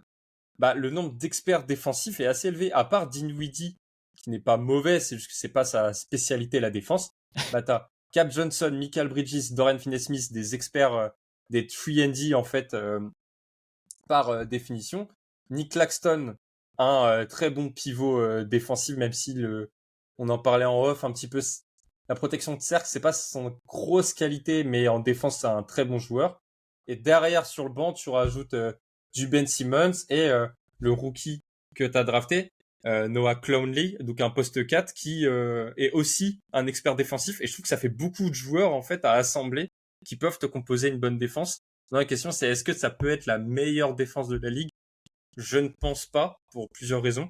C'est que déjà, dans ton 5, j'ai un souci sur les lignes arrière. J'ai parlé de Dinwiddie, c'est pas sa spécialité. Derrière, tu vas faire jouer Cam Thomas, qui est pas un bon joueur en défense. C'est des joueurs qui vont sûrement se faire cibler. Et je trouve qu'il y a une trop forte concurrence. Parce que cette année, mes favoris pour ce titre de meilleur défenseur de la ligue, c'est les Cavs et les Grizzlies. Et ensuite, je mets les Nets et juste en dessous un petit tiers avec Bucks, Celtics. Et en plus de ça, attention au changement d'effectif en cours de saison. Parce que ça va être l'objectif des Nets, je pense. Si tu chamboules tout l'effectif et que des Dorian Finney-Smith, des Cam Johnson se retrouvent dans des trades, finalement, le projet meilleure défense de la ligue, il est un peu jeté à la poubelle. Bon, pour ceux qui étaient avec nous sur YouTube, vous avez vu Amine et moi-même un peu s'agiter à la non-évocation de nos équipes dans ces classements par Gabin. Moi, j'ai pas de truc du j'entends. salaire, donc j'ai pas pu pointer. Mais Ah, effectivement, tu aurais pu. Oh, c'est ouvert au débat. Amine, du coup, je vais te relancer et je vais un peu aussi tordre la question parce que c'est intéressant ce que disait Gabin. sur la profondeur notamment. Moi, ce qui me fait tiquer chez les Nets, c'est derrière Nick Claxton, à l'intérieur déjà. On commence à avoir des questions. Mais par contre, peut-être qu'ils peuvent aligner un des meilleurs 5, si ce n'est le meilleur 5 défensif, parce qu'on n'a pas cité Denis Smith. Je crois que c'était toi, Constant, tout à l'heure, qui parlait des meneurs des Knicks qui ont été remaniés ouais. pour en faire des défenseurs. Bon, c'est le cas de Dennis Smith Jr., donc Dennis Smith, Ben Simmons, Michael Bridges, Cam Johnson, Nick Claxton. On peut faire un 5 assez solide. Voilà. Est-ce qu'ils seront la meilleure défense de la ligue? Je ne sais pas. Est-ce qu'ils peuvent aligner un 5 qui est le meilleur? Peut-être, non? Non, parce que pour moi, déjà, un 5 en 2023 où il y a Ben Simmons et Nick Claxton dedans, ça n'existe pas. Je suis désolé. Ce n'est pas possible d'avoir deux joueurs qui sont des non-shooters et peut-être deux des pires joueurs au lancer franc de la ligue. Donc, tu te mets trop en difficulté offensivement. Tu ne peux pas aligner les deux en même temps sur le terrain. Pour moi, c'est la plus grosse problématique et c'est probablement intrinsèquement tes deux meilleurs défenseurs. Mais ensuite, même sans Ben Simmons, moi j'imagine Ben Simmons ne pas être dans le 5, même sans Ben Simmons, on n'a pas cité par exemple aussi Royce O'Neal, super spécialiste défensif. Il y a vraiment un matériau pour être une très bonne défense. Néanmoins, Nick Claxton est un bon protecteur de cercle, mais c'est pas c'est peut-être là ce que voulait dire Gabin, j'imagine. Ce n'est pas l'élite des protecteurs de cercle et on sait à quel point une défense dépend quand même beaucoup de ton protecteur de cercle en saison régulière, en tout cas. Et la qualité principale de Claxton, c'est sa polyvalence défensive, c'est le fait d'être un pivot très mobile et d'apporter cette protection de cercle aussi. Et derrière, tu as des profils justement qui sont... En fait, je pense que ça va être une des défenses les plus étouffantes dans le sens où c'est une défense très polyvalente. Où tu vas pouvoir proposer beaucoup de schémas défensifs différents. Tu as des joueurs qui sont capables de venir en net. Tu as des possibilités de jouer en switch all. Tu as des possibilités de jouer en drop, pourquoi pas. Tu as pas mal de possibilités. Maintenant, tu as cité que derrière Nick Claxton, c'était un peu le désert, mais Deron Sharp a montré des belles choses l'année dernière et pourquoi pas un développement encore cette année en pivot backup, sachant que Claxton va prendre beaucoup de minutes. J'imagine que ça peut être bien. On peut imaginer aussi, même si là tu perds toute la protection de cercle, on peut imaginer un Ben Simmons au poste 5 parce qu'à un moment donné, ça va être difficile justement de l'aligner avec un non-shooter, donc ce sera peut-être la seule solution. Donc tu as pas mal de solutions qui peuvent être intéressantes. Néanmoins, je les vois pas moi, dans ce top 5 des meilleures défenses de la ligue. Je pense qu'il y a des gens qu'on n'a pas cités. Je pense à Philly ou Nick Nurse avec Embiid qui a plus le MVP dans la tête. Je pense à Tebboune Adrien. Sans James Harden, c'est ce que je pensais aussi. Du coup, tu as une base arrière qui est beaucoup moins exposée. Tu as des choses comme ça qui seront beaucoup plus fortes. Les Bucks, malgré la perte de Jrue Holiday avec sa défense intérieure, tu as beaucoup d'équipes. On ne peut pas les citer toutes. Les Cavs, les Grizzlies, comme a dit Gabin. Il y a des équipes qui vont être encore meilleures en défense comme OKC. Tu peux en citer un tas. Des Lakers avec Anthony Davis qui joue toute la saison. Il y en a plein, des équipes qui peuvent être très fortes en défense. Le hit, si tu veux en rajouter un, oui. Donc on y est, je t'en rajoute une de ces cadeaux. Constant, je te relance, voilà, sans en ajouter, parce qu'Amine en a beaucoup dit. Qu'est-ce que tu en penses, toi, de cet effectif, notamment du côté défensif des Brooklyn Nets? Moi, je trouve qu'ils sont dans la discussion, parce que on a parlé, Gabin a parlé du fait que sur les lignes arrière, c'était un peu faible. Les Lakers, l'an dernier, c'est quoi? C'est top 3 défense de la ligue, avec Russell Westbrook en première partie de saison, D'Angelo Russell et Austin Reeves pour finir l'année dans le 5 majeur. Donc en fait, si t'as un bon protecteur de cercle et si t'as des mecs capables sur les ailes, c'est pas si pénalisant d'avoir deux guards qui défendent pas tant que ça. Surtout que Michael Bridges, il est polyvalent. Tu peux le mettre sur des arrières, tu peux le mettre peut-être pas sur un Stephen Curry ou sur un Damian Lillard, sur des meneurs hyper dynamiques, hyper explosifs dans leur mouvement. Mais voilà, sur un Shai Gilgeous-Alexander, ça a déjà été fait. Si Devin Booker arrive, bon, tu mettras peut-être sur Kevin Durant, mais tu peux peut-être mettre Cam Johnson sur KD et tu peux envoyer Michael Bridges sur. Tu mets Denis Smith sur le point of attack. Oui, Denis Smith, tout à fait. J'avais oublié Denis Smith, mais voilà, je trouve que cet effectif des Nets, alors déjà, je vous trouve un peu dur sur la protection de cercle de Nick Claxton. Je sais que c'est pas le meilleur, mais il est quand même très bon dans ce domaine-là. On parle pas de Vucevic. Ouais, non mais tu vois, on parlait des meilleures défenses, les Bulls, le protecteur de cercle, c'est Nikola Vucevic. Donc potentiellement, quand tu regardes le roster, en fait, ce qu'a dit Amine, ce que je trouve très intéressant pour les Nets, pour moi, c'est qu'ils ont de la polyvalence partout. C'est-à-dire que si jamais, et je mets d'énormes guillemets, je mets des guillemets qui font la taille de la Tour Eiffel, si jamais Ben Simmons retrouve son niveau, eh ben en fait, défensivement, ils peuvent tout faire. C'est-à-dire qu'ils feront pas des 5 où ils mettront Claxton et Ben Simmons. Mais par contre, tu peux défendre tous les postes avec un joueur quasiment élite défensivement. Donc, ouais, pour moi, ils peuvent être une défense sous-estimée. Alors, il y aura toujours cette problématique de Spencer Dinwiddie. Pour moi, c'est plus l'attaque de Spencer Dinwiddie qui me pose problème et son gros taux d'usage pour son inefficacité qui me pose problème. Je trouve ça dommage qu'on n'ait pas mentionné Harry Giles et Trenton Watford pour l'assise défensive. Je suis un peu surpris. Non, c'est pas vrai. Watford. Watford, ça va, mais protection de cercle pour le coup, non. Oui. Et voilà, je trouve qu'ils ont quand même beaucoup de polyvalence défensive. Et si jamais Ben Simmons revient, ne serait-ce que défensivement à un très bon niveau et que tu peux le mettre sur le parquet, en fait, pour moi, ils peuvent faire beaucoup de choses. Donc, peut-être pas meilleure défense, parce qu'il y a quand même des équipes très sérieuses, effectivement. Les Grizzlies, pour moi, sont la première équipe qui vient en tête, mais ils peuvent être top 5. Je suis pas surpris si l'effectif reste en l'état, et je pense qu'il restera en l'état, parce qu'il y a des problématiques de tu vas pas reconstruire alors que t'es pas en possession de tes pics de draft, donc on voit ce qui peut se passer. Si jamais ils font une saison complète et que les Nets sont top 5 défense à la fin de saison, je dirais, je suis pas sûr. Je suis assez Ouais. d'accord avec vous, juste sur le cas Claxton qui est imposant. Il y a aussi voilà, ce qui doit travailler, je pense, c'est les fautes aussi. C'est là où il doit faire attention. Parce que comme vous l'avez dit, en termes de rotation, après, tu peux bricoler des choses, justement, parce que tu as plein de profils polyvalents.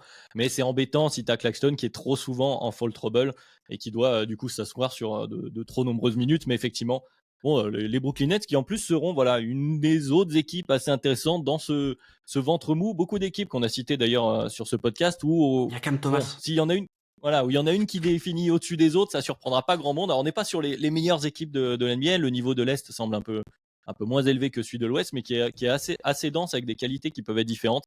Donc voilà, les Nets qui seront là. Voilà, les Nets post KD et compagnie qu'on retrouvera donc cette année. Mais on va rebasculer de l'autre côté cette fois-ci avec une équipe qu'on espère voir faire le jump, on va dire. Enfin, j'ai l'impression, en tout cas, on parle des Dallas Mavericks qui s'étaient, alors, plantés, j'allais dire, c'est peut-être un grand mot, mais en tout cas, qui n'avaient pas intégré les play-in l'année dernière pour différentes raisons, mais qui reviennent a priori revanchards avec un effectif un petit peu remanié. Amine, il est pour toi le cas des Dallas Mavericks, avec donc, et ça c'est une question, on va le citer puisqu'il n'est pas là, mais ça semble une question très à la Tom, puisqu'on parle de la fameuse théorie du costume, avec donc beaucoup de joueurs, je cite, théoriques, qui sont des bonnes options à 7, 8, 9, mais qui se retrouvent vite 3, 4, 5, 6. Alors, c'est une épreuve d'après Tom dans la question, je vais un peu le tordre. Après, les costumes 1 et 2, ils sont quand même très solides du côté des Mavs.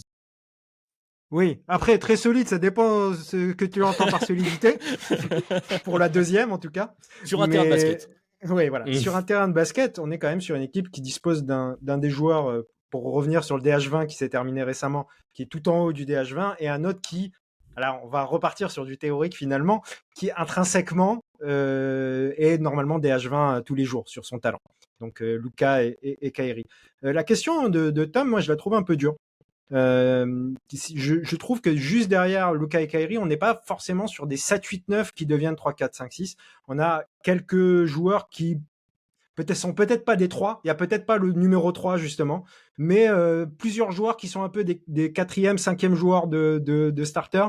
Je pense par exemple à Dwight Powell, qui ne le sera peut-être pas, mais qui est un starter NBA au poste de pivot. Je pense à Maxi Kleber, je pense à Grant Williams qui vient d'arriver. Aujourd'hui, c'est des joueurs, on sait que c'est des 4e, 5e joueurs de starting five.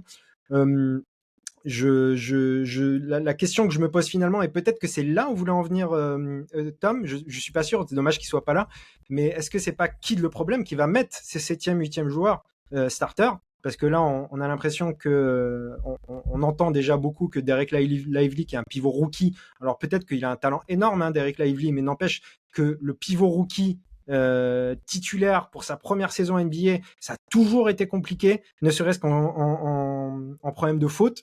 C'est un joueur qui va pas avoir l'habitude de défendre en NBA et qui va forcément avoir des matchs où il va sortir au bout de 20 minutes de temps de jeu, voire même moins. C'est des choses qui arrivent tout le temps. Et on parle aussi au poste 4 de Olivier Maxence Prosper, si j'ai pas dit de bêtises. Donc 2 rookies qui seraient dans le starting five, moi ça me paraît compliqué. J'ai oublié d'en citer un qui sera probablement amené jouer plus de minutes cette année que la saison dernière, c'est Josh Green, lors d'une super saison et qui rentre vraiment très très bien dans un collectif, c'est-à-dire à la fois un bon défenseur, pas mauvais offensivement, surtout dans ce rôle de connecteur qui est de plus en plus intéressant aujourd'hui en NBA. Donc pour moi, il y a un roster qui est de plus en plus profond.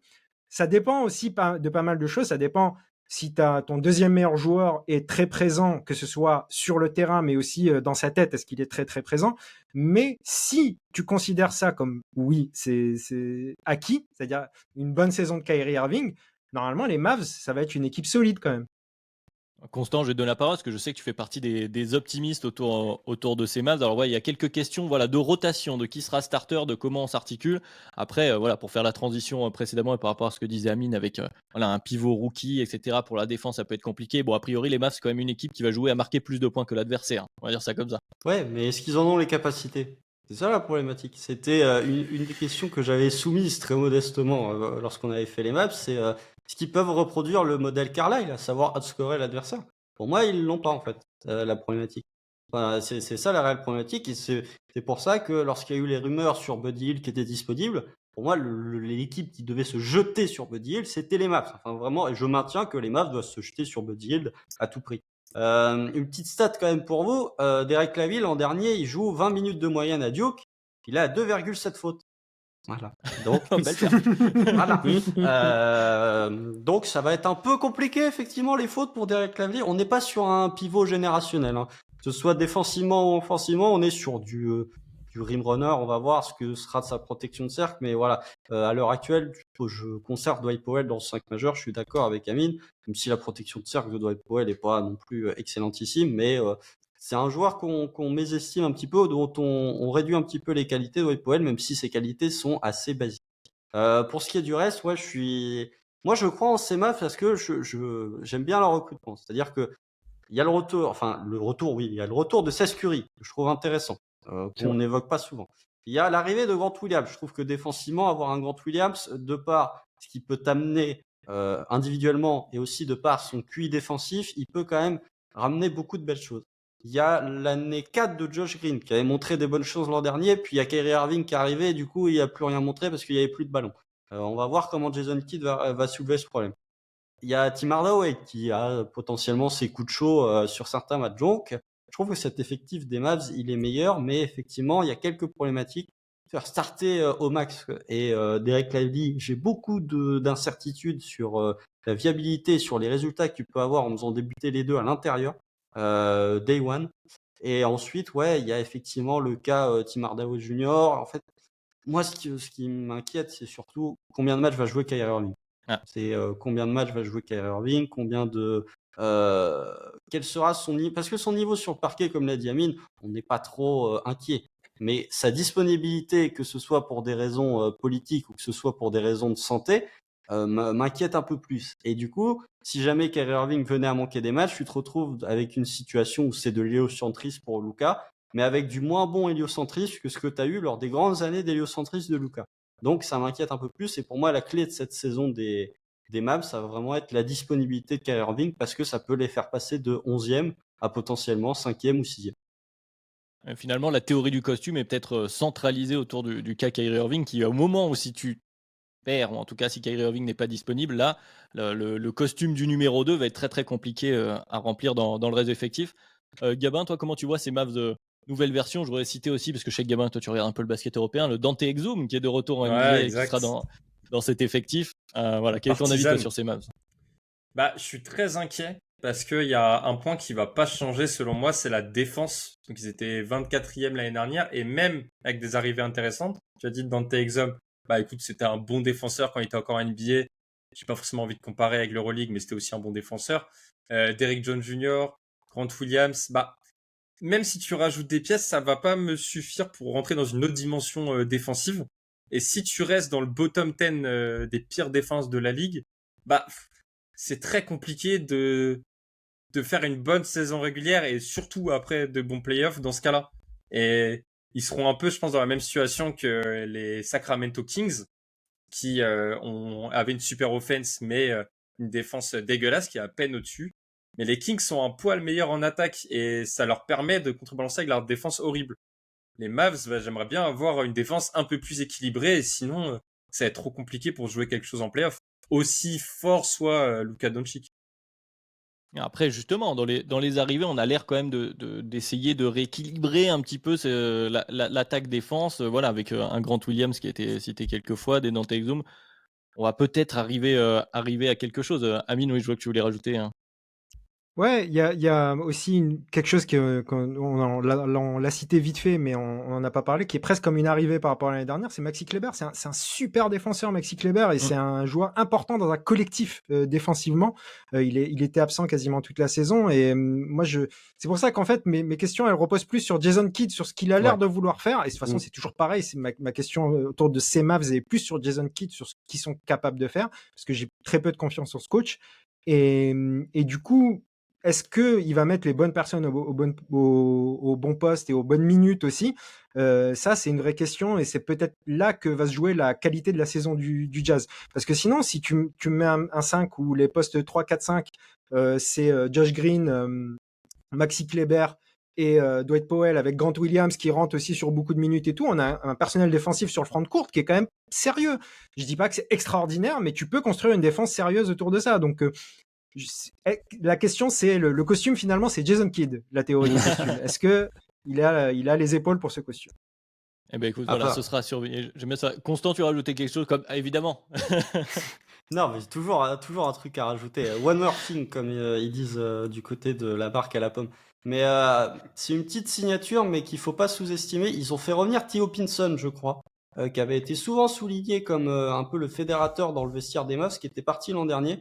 Voilà, c'est vraiment de la recrue pop-home girl, mais ça peut potentiellement aider un vestiaire à mieux vivre, et que ce soit du côté du coaching, que ce soit du côté des joueurs de Dallas. Theo Pinson avait souvent été mentionné, donc peut-être aussi que c'était un truc qui peut permettre de rallier tout le monde et peut-être éviter à Kyrie de péter des câbles aussi politiques. Voilà, on espère qu'ils iront tous dans le même sens du côté des Mavs, mais c'est quand même une équipe qui, si ça clique, entre guillemets, comme on peut dire ailleurs, peut se retrouver. Ce serait peu probable quand même de les retrouver loin, enfin en tout cas de les voir rater une nouvelle fois les play-ins. Ils seront là pour les joutes avec l'équipe suivante, notamment l'équipe de Los Angeles. Alors une des deux équipes de Los Angeles, on va parler des Lakers tout d'abord. Les Lakers qui ont fait beaucoup parler cet été justement, et c'est la question du jour. Constant, pour toi, je cite, est-ce qu'on s'enflamme pas un peu trop sur leur intersaison? Constant, c'est ta propre question. Quelles sont toi tes réserves? C'est moi qui l'ai posé la question. Ouais. Ah oui? Moi, j'ai rajouté le oui entre parenthèses.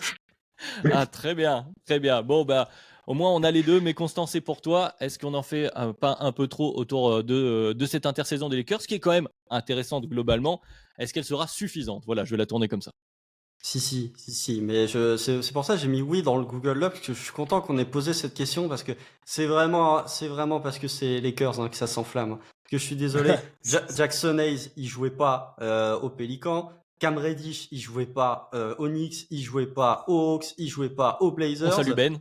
Voilà, on salue Ben. Ouais, non, mais Cam Reddish, c'est vraiment du joueur théorique par excellence. Et Christian Wood, il jouait plus à Dallas. Donc il y a un moment où, en fait, on a fait le podcast Free Agency. Et j'avais déjà tenu le même discours. Le truc intéressant de l'été des Lakers, c'est leur prolongation de contrat. C'est Austin Reeves, c'est potentiellement D'Angelo Russell, c'est potentiellement Jared Vanderbilt. Au passage, Jared Vanderbilt, où il y a eu des grandes vidéos d'analystes américains en disant est-ce le nouveau Dennis Rodman, tout ça pour qu'il se retrouve relégué par Taurean Prince dans Starting Five pour l'Opening Night. Donc ça, encore dédicace à un autre Benjamin, mais à un Benjamin un peu plus connu malheureusement que celui de Dunk Hebdo. Non, je trouve qu'on en fait beaucoup. Ils seront très très forts. Je veux pas non plus passer pour un hater des Lakers, c'est-à-dire que pour moi, si tout le monde reste en bonne santé, t'as un effectif top 3. Parce que ce qu'ils ont montré l'an dernier, c'était vraiment extrêmement solide, même avec un LeBron James qui prend une année supplémentaire. Si tout le monde reste en bonne santé, ce qui est déjà une problématique parce que c'est difficile de conserver Anthony Davis et LeBron James en 2023 en bonne santé, ils ont un effectif qui est très fort. Mais au niveau de leurs arrivées, alors il y a Gabe Vincent, si quand même, j'ai failli oublier Gabe Vincent, et que je trouve quand même limité dans son apport, et je trouve que là aussi, on parle beaucoup de Gabe Vincent en bien, de par les playoffs qui ont été faits l'an dernier, parce que Gabe Vincent, sa saison régulière, les fans de 8 me contrediront si je dis des bêtises, est pas exceptionnel, et ce qu'il a montré avant les playoffs 2023 n'a jamais été exceptionnel, et on sait souvent ce qui se passe quand tu as des joueurs du 8 qui sortent du cadre du 8. On peut demander notamment à Josh Richardson ou à Justice Winslow ce qu'il en est. Donc ouais, je trouve que leurs arrivées, on en fait un peu beaucoup. Ça va peut-être leur amener de la profondeur en saison régulière, mais sachant que l'objectif des Lakers reste d'aller chercher la bague, je suis très sceptique sur leurs arrivées. Ça va peut-être les soulager offensivement les deux superstars, mais faut se calmer quand même. Bon, Amine, vu que c'est ta question, apparemment, je vais te relancer toi forcément. Je vais recommencer par le Gabe Vincent, effectivement, qui pourrait être, je sais pas, le Mario Chalmers de LeBron 2023-2024. Voilà, quoi, qu'est-ce que tu en penses de ces arrivées? Parce que voilà, tu partages le constat de Constant. Je partage totalement le constat de Constant. En fait, moi, j'irais même plus loin. Je trouve que l'intersaison, ce qui a été vraiment, vraiment, je vais pas faire la fine bouche sur d'autres choses, mais ce qui a été vraiment réussi, c'est la prolongation à bas coût de Austin Reeves. Non, Ça, Los c'est Angeles. J'ai dit quoi? À Bakou. Si, sais à même pas ce que Bakou, j'ai à dit. Los Angeles, il t'a fait un jeu de mots. Pardon. Pardon. Du coup, j'ai bugué. Du coup, oui, c'est la prolongation pour vraiment pas cher de Austin Reeves. Ça, enfin, pour vraiment pas cher par rapport à ce qu'on pouvait attendre qu'il est en tout cas. Ça, c'est vraiment très très bien. Et puis, je pense quand même la signature de Gabe Vincent, même si je partage les mêmes interrogations qu'a posé Constant. Derrière, il y a une chose dont on n'a pas parlé, c'est la re-signature aussi de Rui Hachimura. Alors, moi, je veux bien, hein. Rui Hachimura, il fait des super playoffs. Mais en attendant, il a fait aussi 3 saisons très moyennes juste avant. Et moi, je ne sais pas encore quel Rui Hachimura ils ont prolongé aux Lakers, hein. Je ne suis pas sûr que ce qu'on a vu, l'échantillon qu'on a vu en playoff pendant les dernières semaines, est vraiment ce qu'est le Rui Hachimura qui va rester aux Lakers. Donc tout ça, Jared Vanderbilt, ça pose des questions sur le profil, sur à quel point il peut être utilisé régulièrement en playoff aussi. Il y a beaucoup de choses, il y a beaucoup d'interrogations. Et je ne vais pas parler aussi des fameuses... ça c'est constant, on a déjà parlé, les Jackson Hayes, le Cam Reddish et tout. Là, on est sur du joueur. Peut-être que ça marchera un petit peu, mais moi, je miserai pas un copec là-dessus. C'est des joueurs de... C'est des joueurs qui occupent des roster spots, hein, c'est tout pour l'instant. Donc, c'est pas la question. Et Christian Wood peut apporter en sortie de banc un punch offensif, ça c'est une réalité, c'est un joueur très fort offensivement, mais malheureusement, tout ce qui t'apporte offensivement, tu le perds défensivement avec Christian Wood. Donc, tout ça, c'est toujours les mêmes questions. Gabe Vincent, c'est une bonne signature si LeBron James est toujours un initiateur primaire. Ça, c'est la question que je me pose parce que LeBron James a été un initiateur primaire par phase l'année dernière en playoff. Il a laissé beaucoup le ballon. Et est-ce que, je n'ai toujours pas de façon certaine la réponse, est-ce que c'est à cause d'une blessure qu'il a autant lâché le ballon ou c'est parce que vraiment ça commence à peser toutes ces années de basketball professionnel? Ça, c'est la réponse, on l'aura probablement cette année. S'il se sent mieux et qu'il porte encore plus la balle, oui, Gabe Vincent, c'est une super signature. Parce que là, tu as un meneur, plutôt que de... Parce que D'Angelo Russell, il pose aussi des problèmes, hein. On n'en a pas parlé, mais c'est une signature qui est, on va dire, beaucoup plus basse que le prix pour lequel il était payé avant. Mais ça reste un joueur qui a des qualités et beaucoup de défauts aussi. Donc, si Gabe Vincent arrive à rester un joueur bon spot-up et très bon défenseur, effectivement, à côté d'un LeBron initiateur, ça peut être une signature très intéressante. Maintenant, si LeBron est moins un initiateur et qu'il faut donner un peu plus le ballon à D'Angelo Russell, ça sera un peu plus compliqué. Et la saison des Lakers, je terminerai juste là-dessus, elle dépendra beaucoup de la santé de ces deux stars, parce qu'on ne sait pas combien de matchs ils vont jouer. S'ils en jouent beaucoup à bon niveau, ce sera une équipe très forte. Mais les 2 saisons consécutives de Anthony Davis en très bonne santé, je la souhaite, très sincèrement, mais j'en suis pas certain pour l'instant. Justement, c'est là-dessus, Gamin, que j'ai envie de te relancer sur les 2 aspects de cette intersaison des Lakers. Peut-être que justement, voilà, on évoquait Christian Wood. Il y a un aspect sur la saison régulière où peut-être tu as envie d'avoir voilà, quelques minutes avec un intérieur qui est suffisant, on va dire, en saison régulière à Christian Wood avec ses qualités et ses défauts. Là où en playoff, je suis pas sûr que tu as envie qu'il voit beaucoup le parquet. Donc comment toi, Gabin, tu vois ces 2 évolutions à la fois donc sur la saison régulière des Lakers où il va falloir se battre, hein, c'est quelque chose qu'on répète depuis le début de ce podcast à l'Ouest. Il va falloir quand même aller gagner des matchs si on va avoir au moins le play-in, mais au mieux carrément les playoffs. Alors un meilleur seeding avec l'avantage du terrain, on est sur encore plus loin. Est-ce que ce sera suffisant? Et puis après, une fois en playoff, est-ce que tu t'es vraiment amélioré avec cette intersaison-là? Bah, je trouve que tu t'es beaucoup amélioré, mais en saison régulière. Je réponds à ta question. C'est-à-dire que si tu fais starter Gabe Vincent pour apporter de la défense et du shoot en spot-up à côté de LeBron qui crée, comme l'a proposé Amine, bah dans ce cas-là, sur ton banc, tu peux faire jouer D'Angelo Russell et Christian Wood. Donc c'est super offensivement. Et pour des joueurs de banc, bah, c'est top. Par contre, le jour où tu as des blessés et dans ton 5, tu es obligé de remettre un Christian Wood, bah là, tu te retrouves avec les mêmes problèmes, c'est-à-dire qu'il ne sait pas défendre.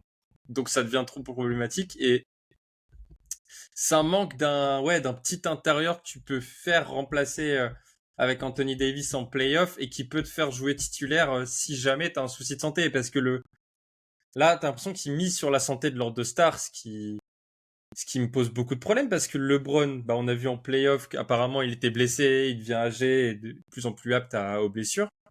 Et Anthony Davis, c'est le joueur injury prone par référence, ce qui est triste. Donc miser sur la santé de ces joueurs en te disant je vais prendre un super remplaçant, mais qui ne peut pas forcément jouer titulaire, ça me pose trop de problèmes.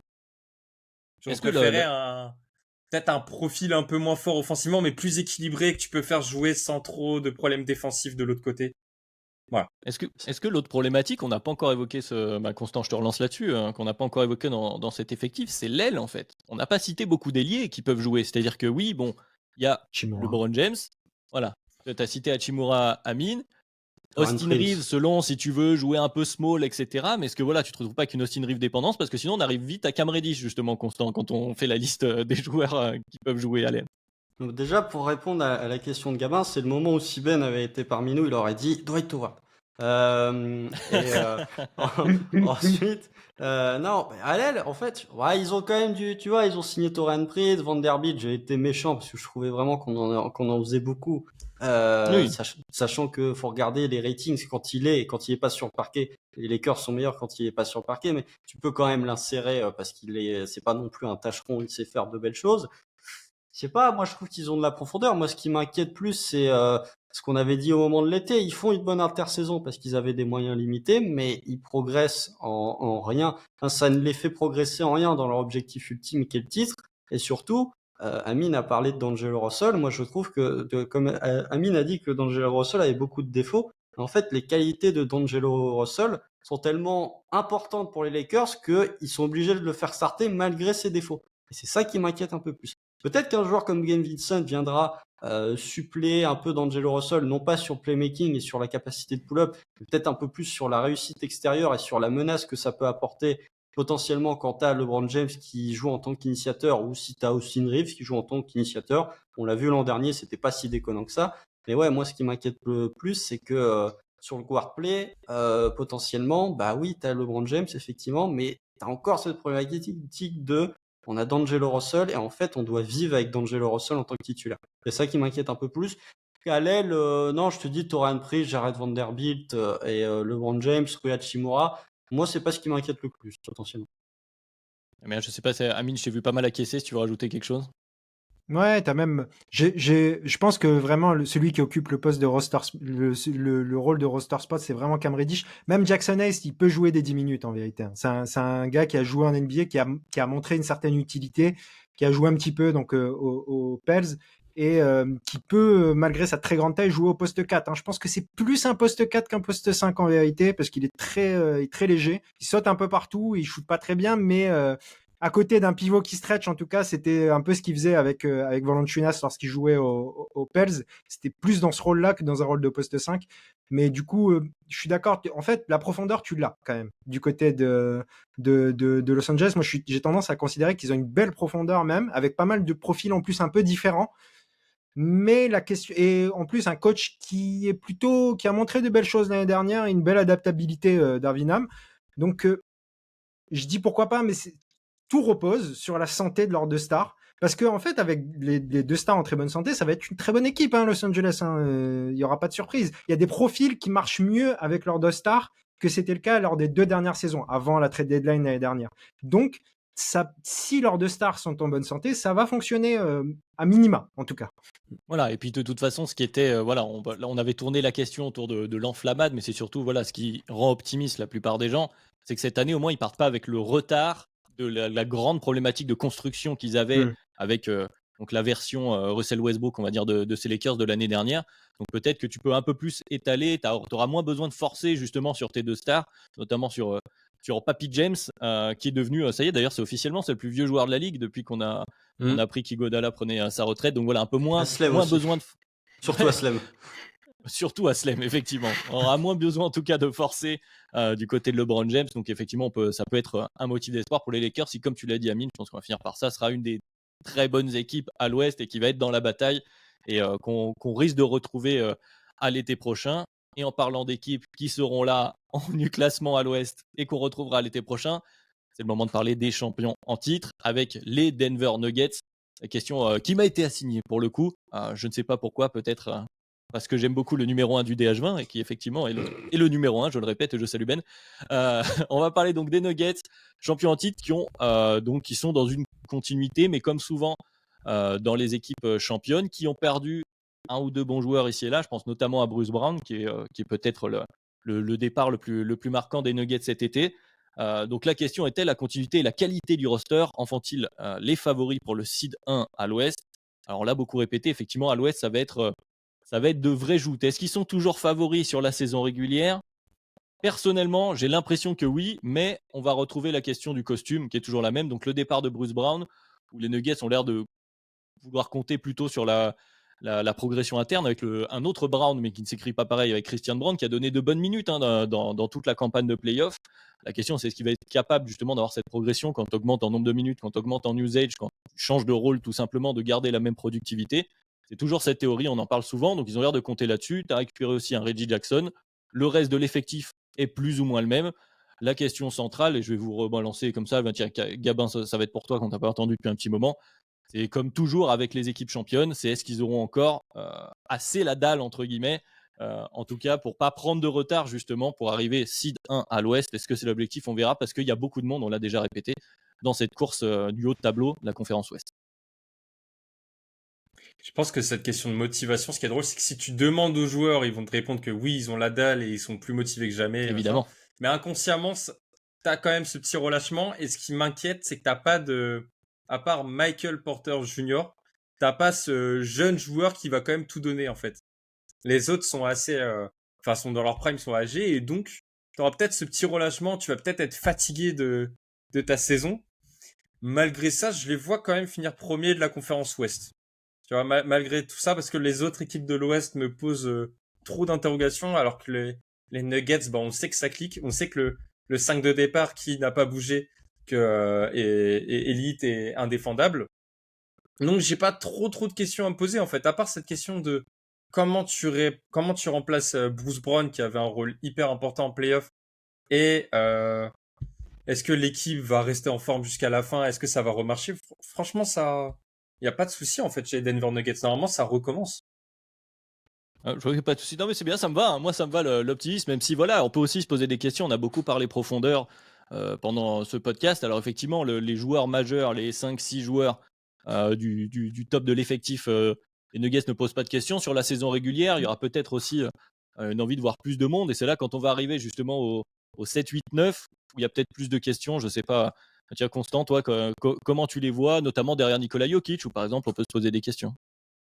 Bah, je trouve quand même que on parle beaucoup de la perte de Bruce Brown, mais pour moi c'est une perte qui va se faire ressentir en playoff et pas tant en régulière que ça finalement. C'est que si on se concentre uniquement sur la régulière, bah il y a Christian Brown qui a quand même montré des bonnes choses. Ils ont drafté Julian Strawther en sortie de Gonzaga, sur lequel ils croient beaucoup. Ils ont prolongé Zeke Nagy la veille, enfin dans la nuit du moment où ce podcast est enregistré, donc ils ont l'air de croire en lui. Il y a Peyton Watson qui est censé, d'après le front office de Denver, reprendre le rôle de Bruce Brown. Après, le front office de Denver, faut pas trop l'écouter, parce que quand il parle On de est au Bones Media Day, Island, c'est ce qu'on disait tout à l'heure. Tout le monde Oui, est le mais- plus beau et le plus fort. je pensais surtout aux déclats sur Bones Island qui ont été faites où tu te dis, ah bon, t'as le droit de défoncer un joueur comme ça, alors qu'il était encore là il y a 6 mois. Dans les médias, c'est rare, hein. Mais bref, je trouve quand même que, non, pour moi, ils ont trop de stabilité. Et je trouve que l'an dernier, ils étaient premiers, bon, évidemment avec un Nikola Jokic historique, mais avec un Michael Porter Jr. et un Jamal Murray qui n'était pas si exceptionnel que ça. Alors on sait que les saisons régulières de Jamal Murray, c'est toujours un peu le diesel, c'est-à-dire que ça démarre doucement et ça finit fort. Peut-être que là, dans la foulée pourtant on sait que je suis pas un très grand fan de Jamal Murray, mais dans la foulée du titre, peut-être que là, il va enfin faire sa saison de guard au niveau All-Star. Dans ce cas-là, en fait, la marge des Nuggets est encore plus supérieure. Donc, ouais, pour moi, il y a effectivement, ils ont la stabilité, Gabin parlait de manque de motivation. Je suis pas sûr que Michael Malone il laisse vraiment les joueurs se relâcher en saison régulière. Je crois pas que ce soit le type de coach à vraiment apprécier ça. Donc non, pour moi ils ont un 5 qui est très fort. Ils ont un banc qui est relativement profond si on compare à d'autres équipes qui sont potentiellement en rivalité avec ces Nuggets pour finir dans le premier site de la conférence Ouest. Pour moi, ils ont une bonne probabilité de terminer premier, effectivement. C'est vrai que sur l'aspect mental, la fraîcheur mentale de Nikola Jokic, on peut compter dessus, puisque de toute façon, il a l'air d'avoir assez bien coupé avec le basket cet été. Mais effectivement, tu l'as dit, sur Jamal Murray, il y a aussi alors je le tourne un peu à l'envers, mais ce non-retour de blessure, cette fois-ci pour Jamal Murray, ce qui peut être aussi quelque chose de positif. Amine, comment tu vois les Nuggets?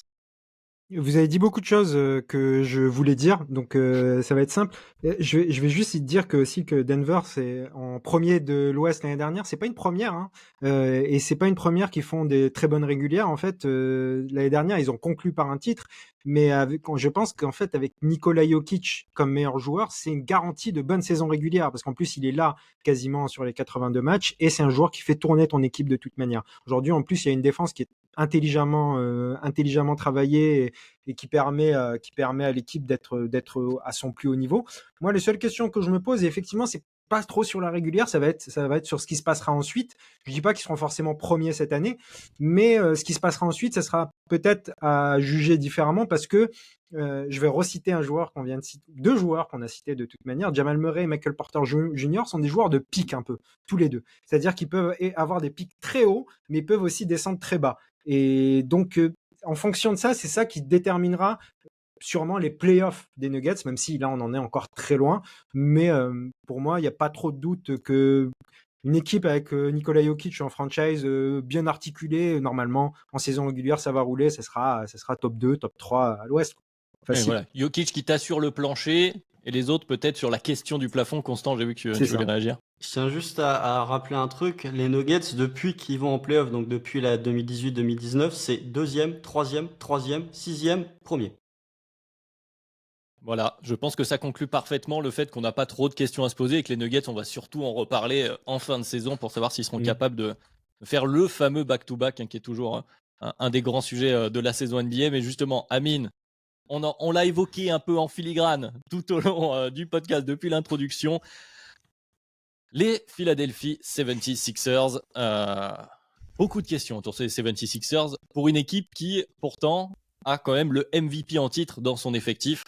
Bon, il y en a plein de questions, je vais pas te faire la liste, je vais te laisser évoquer tout ça. Alors effectivement, il y a la question de James Harden, mais pas seulement. Il y a cette question de est-ce qu'on est toujours parmi les grands candidats au titre? Est-ce que la fenêtre est toujours ouverte? C'est la question qu'on se pose, c'est comment endiguer, je cite, la lente mais réelle fermeture de la fenêtre. C'est ma question. Est-ce que c'est encore possible? Voilà, Constant, très fier de la tournure de la question. Est-ce que c'est encore possible? Est-ce qu'on y croit vraiment? Et sous quelle forme? J'ai envie même de te rajouter, Ami. Alors, je vais répondre à la question non.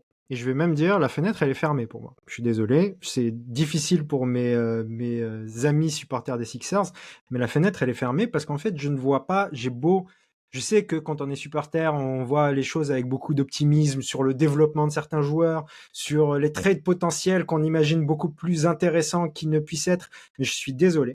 Avec le roster qu'on a actuellement et l'éventuelle contrepartie qui sera pas énorme pour le trade de James Harden, et Dieu sait quand elle arrivera aussi, parce que ça c'est aussi une autre question, nous ne serons plus contenders. Nous serons malgré tout cette saison une équipe très solide, c'est pas le problème, parce que je vois entre ceux qui sont optimistes en disant ouais mais les joueurs vont se développer, tout ça, qui voient très haut, il y a aussi ceux qui voient l'équipe descendre très bas parce que non, l'équipe avec Joel Embiid et Tyrese Maxey, on l'a vu il y a 2 saisons, l'année où Ben Simmons ne joue pas, elle était première, hein, avant l'arrivée de James Harden, elle était première à l'Est, hein, à cette époque-là. Elle a été première à l'Est en tout cas pendant un bon moment. Joel Embiid est aussi un joueur qui t'apporte un plancher beaucoup trop important et je pense que les Sixers seront, on va dire, dans une saison normale, top 4 à l'Est. Ça ne veut pas dire qu'ils ne peuvent pas descendre un peu plus bas, mais normalement, c'est top 4 à l'Est sans problème. Avec Joel Embiid, avec Tyrese Maxey, avec Tobias Harris, avec Nick Nurse qui va t'apporter une grosse assise défensive. Malheureusement, j'aurais bien voulu voir Nick Nurse avec un réel initiateur. On a parlé de guard play dans pas mal d'équipes à l'Est, mais c'est aussi un énorme problème du côté de Philadelphie. Déjà qu'on était trop dépendant de James Harden, on ne l'aura même plus, et je ne pense pas qu'on récupérera un playmaker, ne serait-ce que plancher à sa place, donc ça risque d'être malheureusement une bouillie que Gabin a longtemps pu regarder la saison dernière à Toronto, ça risque d'y ressembler malheureusement. Néanmoins, je pense, comme je l'ai dit tout à l'heure, que Philadelphie sera une des meilleures défenses de la ligue. Je pense que Joel Embiid, débarrassé de sa course au MVP, Joel Embiid, commence à le pratiquer un petit peu, je le vois bien se mettre dans la tête la course Deep Boy cette saison, puisque de toute manière, il n'y a pas grand-chose à aller chercher d'autre, donc je le vois bien comme ça. Et comme je l'ai déjà dit dans un autre podcast, je connais déjà la saison des Sixers, ça va faire, comme je l'ai dit, top 4, et ça va aller jusqu'en demi-finale de conf, voire premier tour à cause d'un mauvais tirage. Et en tout cas, c'est à peu près ce qui va se passer pour les Sixers cette saison. Bon, on a un scénario dépeint par Amine. Gabin, c'est sur toi que je vais compter pour mettre un peu de lumière, ou pas, hein, d'ailleurs, peut-être pas. Ah, je vois un gros nom de la tête, pour ceux qui sont avec nous sur YouTube. Bon, c'est vrai que voilà, on a Joel Embiid. Amine, tu l'as dit, Joel Embiid qui est trop fort pour que tu sois vraiment au fond de la conférence. Tu te retrouveras en playoff à la fin. Mais voilà, on a pas mal de doutes. Gabin, comment tu le vois? Tu partages, j'imagine, donc ce que disait Amine. Je suis très très pessimiste parce que l'équipe n'a pas marché l'année dernière. On a vu les problèmes, notamment sur Joel Embiid. En fait, tu te rends compte que quand ton meilleur joueur manque de guard play, bah, c'est compliqué. Pas de guard play, mais de création offensive. Et tu enlèves à tout ça, normalement, le meilleur créateur de jeu de ton effectif qui est James Harden. Et tu récupères rien en échange. Donc, ça a pas marché. Tu reprends pas les mêmes. Enfin, tu reprends les mêmes -1 et tu recommences. Je vois pas pourquoi cette année, ça irait au titre. Comme l'a dit Amine, oui, c'est fini, mais après, dans une Est où le niveau est très faible, là, je vois bien faire troisième, quatrième de conf, et sur un gros malentendu où, bah, je sais pas, par exemple, tu te prends les Celtics et finalement leur défense intérieure ne tient pas, bah, pourquoi pas? Pourquoi pas? Mais C'est vraiment pourquoi pas pas les une Ça me Celtics. dérange, finale de ça, conf? les Celtics d'aujourd'hui, ça me dérange moins de les prendre que ceux qu'on a pris comment dire, Les 5 lors dernières des derniers années. playoffs, hein. Parce qu'à l'intérieur, ça va être compliqué de stopper Embiid cette année, C'est ça. du Non, coup. mais il y a Horford encore. 37 ans. Ah, Ouais, mais mais c'est ça, il ça commence à être suffit, vieillir. Donc, c'est s'il la y a des kryptonite. problèmes, on se rend compte que Porzingis, ça ne marche pas à l'intérieur en défense, bah, tu te manges les Celtics. Je leur donne aujourd'hui 20% de chance de passer. Mais c'est le seul espoir que je vois. Et c'est Bon, pour Plus les aller en Bucks. finale de conf. Et derrière, il y a les Bucks et je les vois jamais passer. Enfin, je suis très pessimiste. Ouais. alors, on parlait morosité avec les Bulls. Voilà, vu ces deux premières interventions, Constant, je te laisse, je te laisse dépeindre le scénario que tu veux. Effectivement, c'est quand même fou de se dire qu'on a Joel Embiid qui est quand même ultra dominant. Bon, qui est ultra dominant en saison régulière de toute façon. Donc, tu seras là. La question, c'est est-ce que tu auras James Harden? A priori, non. Qu'est-ce que tu vas en tirer? Et est-ce que tu peux vraiment compter sur une progression interne? Voilà, Constant, toi, est-ce que tu es comme nos deux autres camarades un peu pessimistes pour Philadelphie? Non, mais déjà, c'est ma question, mais ça ne me fait pas plaisir de la poser, hein. C'est-à-dire que je ne me réjouis pas de voir la chute des Sixers, déjà pour Amine, et puis ensuite, ce que je trouve que les Sixers, c'est une fanbase qui a déjà bien mangé les années avec sa Minky, et qui finalement, au moment où tu dis, ah peut-être, bah finalement, le laps de temps est très court, où tu te dis, alors peut-être. Non, pour le reste, ouais, en fait, ce qui me pose problème, c'est que euh, pour moi, ouais, ils vont être quatrième. Je le dis déjà, ils vont être quatrième, c'est-à-dire que Bucks, Celtics sera devant. Et pour moi, les Cavs passent devant parce qu'il y a un point, c'est oui, Joel Embiid t'apporte un niveau plancher, mais il joue combien de matchs Joel Embiid l'an prochain? C'est-à-dire que On verra. on sait que Joel Embiid, c'est plus un joueur qui, contrairement à Anthony Davis, non, peut-être pas Anthony, contrairement à d'autres joueurs, c'est un joueur qui joue, enfin qui est blessé mais qui joue. Blessé. Qui joue diminué, contrairement à un joueur qui est blessé qui joue pas. C'est pas Zion globalement. Mais on n'est jamais à l'abri d'une blessure. Joel Embiid, il va sur ses 30 ans. Les pivots, quand tu commences à arriver à la trentaine avec les genoux, surtout quand tu as le passif de blessure de Joel, ça peut devenir compliqué. Donc déjà, c'est ma première inquiétude. Deuxième inquiétude, qu'est-ce qui se passe avec James Harden? C'est-à-dire que va-t-il jouer? Là, il est pas à l'entraînement. Est-ce qu'il va jouer? Dans ce cas-là, s'il joue pas, tu perds quand même un joueur All-Star l'an dernier qui était très bon. Donc, tu as quand même un vrai trou à combler dans ton effectif et tu vas pas le combler par les arrivées de l'été parce que les arrivées de l'été pour les Sixers, bah, il y en a pas. En tout cas, pas sur le backcourt. À moins, Amine peut me corriger si je dis des C'est pas de bêtises. Beverley, donc c'est pas lui qui Voilà, va t'apporter du playmaking. donc c'est pas Je confirme. effectivement, il va pas t'apporter ce que tu rates avec James Harden. Et si jamais tu venais à l'échanger, je suis bon aux Clippers, hein, visiblement, peut-être aux Raptors. Moi, je perds pas de vue l'idée que potentiellement Toronto pourrait se dire, allez, foutu pour foutu, allons-y. Mais le package serait vraiment très faible et c'est là où on voit déjà la chute de James Harden. C'est assez triste de voir qu'un joueur aussi fort a baissé en cote aussi rapidement. Pour ce qui est des Sixers, ouais, il y a vraiment ce côté où je me dis, En fait, ta fenêtre, elle s'est fermée au Game 6 contre les Celtics. C'était le match qu'il fallait gagner et tu l'as perdu. À partir de là, tu peux que courir pour essayer de rattraper quelque chose que tu as laissé passer. Donc, pour moi, c'est très difficile de fermer leur fenêtre de titre. Ils ont espoir potentiellement sur l'intersaison 2024 l'été prochain avec de la flexibilité. Ah, pour qui, pourquoi, ça, c'est une autre question. Mais pour ce qui est de la saison actuelle, eh bah ouais, pour moi, t'as un spot top 4 qui est verrouillé, mais en fait, t'as deux équipes à l'Est qui sont tellement sur le papier au-dessus que ça va être difficile. Et même les Cavs, je commence à croire que potentiellement, si t'as une match-up Cavs-Sixers, tu peux avoir des problématiques en fonction de ce que les Sixers récupèrent pour James Harden. Il n'y aura pas 150, 140 à chaque match, en tout cas sur, sur cette série a priori. Mais ouais, moi, ce que j'ai noté sur les Sixers, c'est dommage en fait. Ouais, c'est ça, c'est dommage d'être. Bon, il y a le cas James Harden, mais dommage surtout d'être à la plénitude de Joel Embiid et de ne pas avoir réussi, de ne pas avoir une équipe suffisamment compétitive, alors qu'il y a un potentiel. Enfin, la fenêtre, elle est ouverte par les autres, par le contexte, justement. On est en train de dire, voilà, ils ont pratiquement un top 4, top 5 assuré, voilà, une ou deux places, on ne sait jamais, il y a toujours une équipe surprise qui passe au-dessus, on connaît évidemment la NBA, mais en tout cas, tu arrives normalement en playoff, tu as un joueur hyper dominant comme Joel Embiid, avec ses limites bien sûr, mais voilà, c'est simplement dommage qu'on n'arrive pas à trouver de motifs d'espoir, de se dire, ok, on va les retrouver à la fin, dans des grandes joutes de playoff, et potentiellement, ils font partie des, alors peut-être pas des contenders, mais en tout cas, voilà, des potentielles équipes qui peuvent créer la surprise, qui peuvent arriver au bout. Donc voilà, c'est dommage. Moi, j'ai envie de le résumer comme ça. Amine, je sais pas si tu veux ajouter un dernier mot autour des Sixers quand même.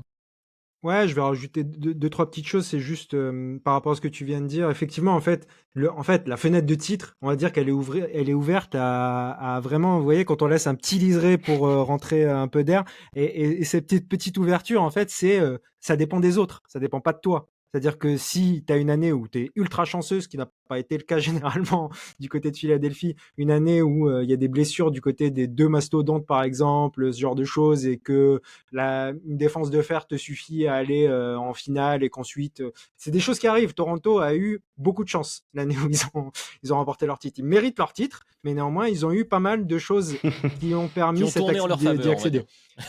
Et Nick Nurse était le coach, donc c'est pas jamais.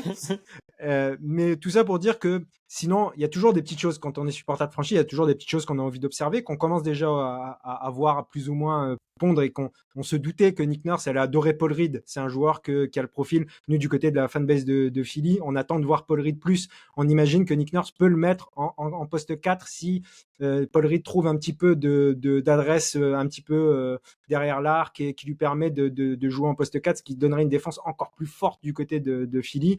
On sait qu'on aura le problème que tu as en perdant James Harden, c'est que tu perds tout ton playmaking, mais par contre tu vas pouvoir associer D'Anthony Melton probablement à Tyrese Maxey sur le backcourt. Tu résous tes problèmes de premier rideau que tu avais l'année dernière. Tu as toujours un problème à l'aile.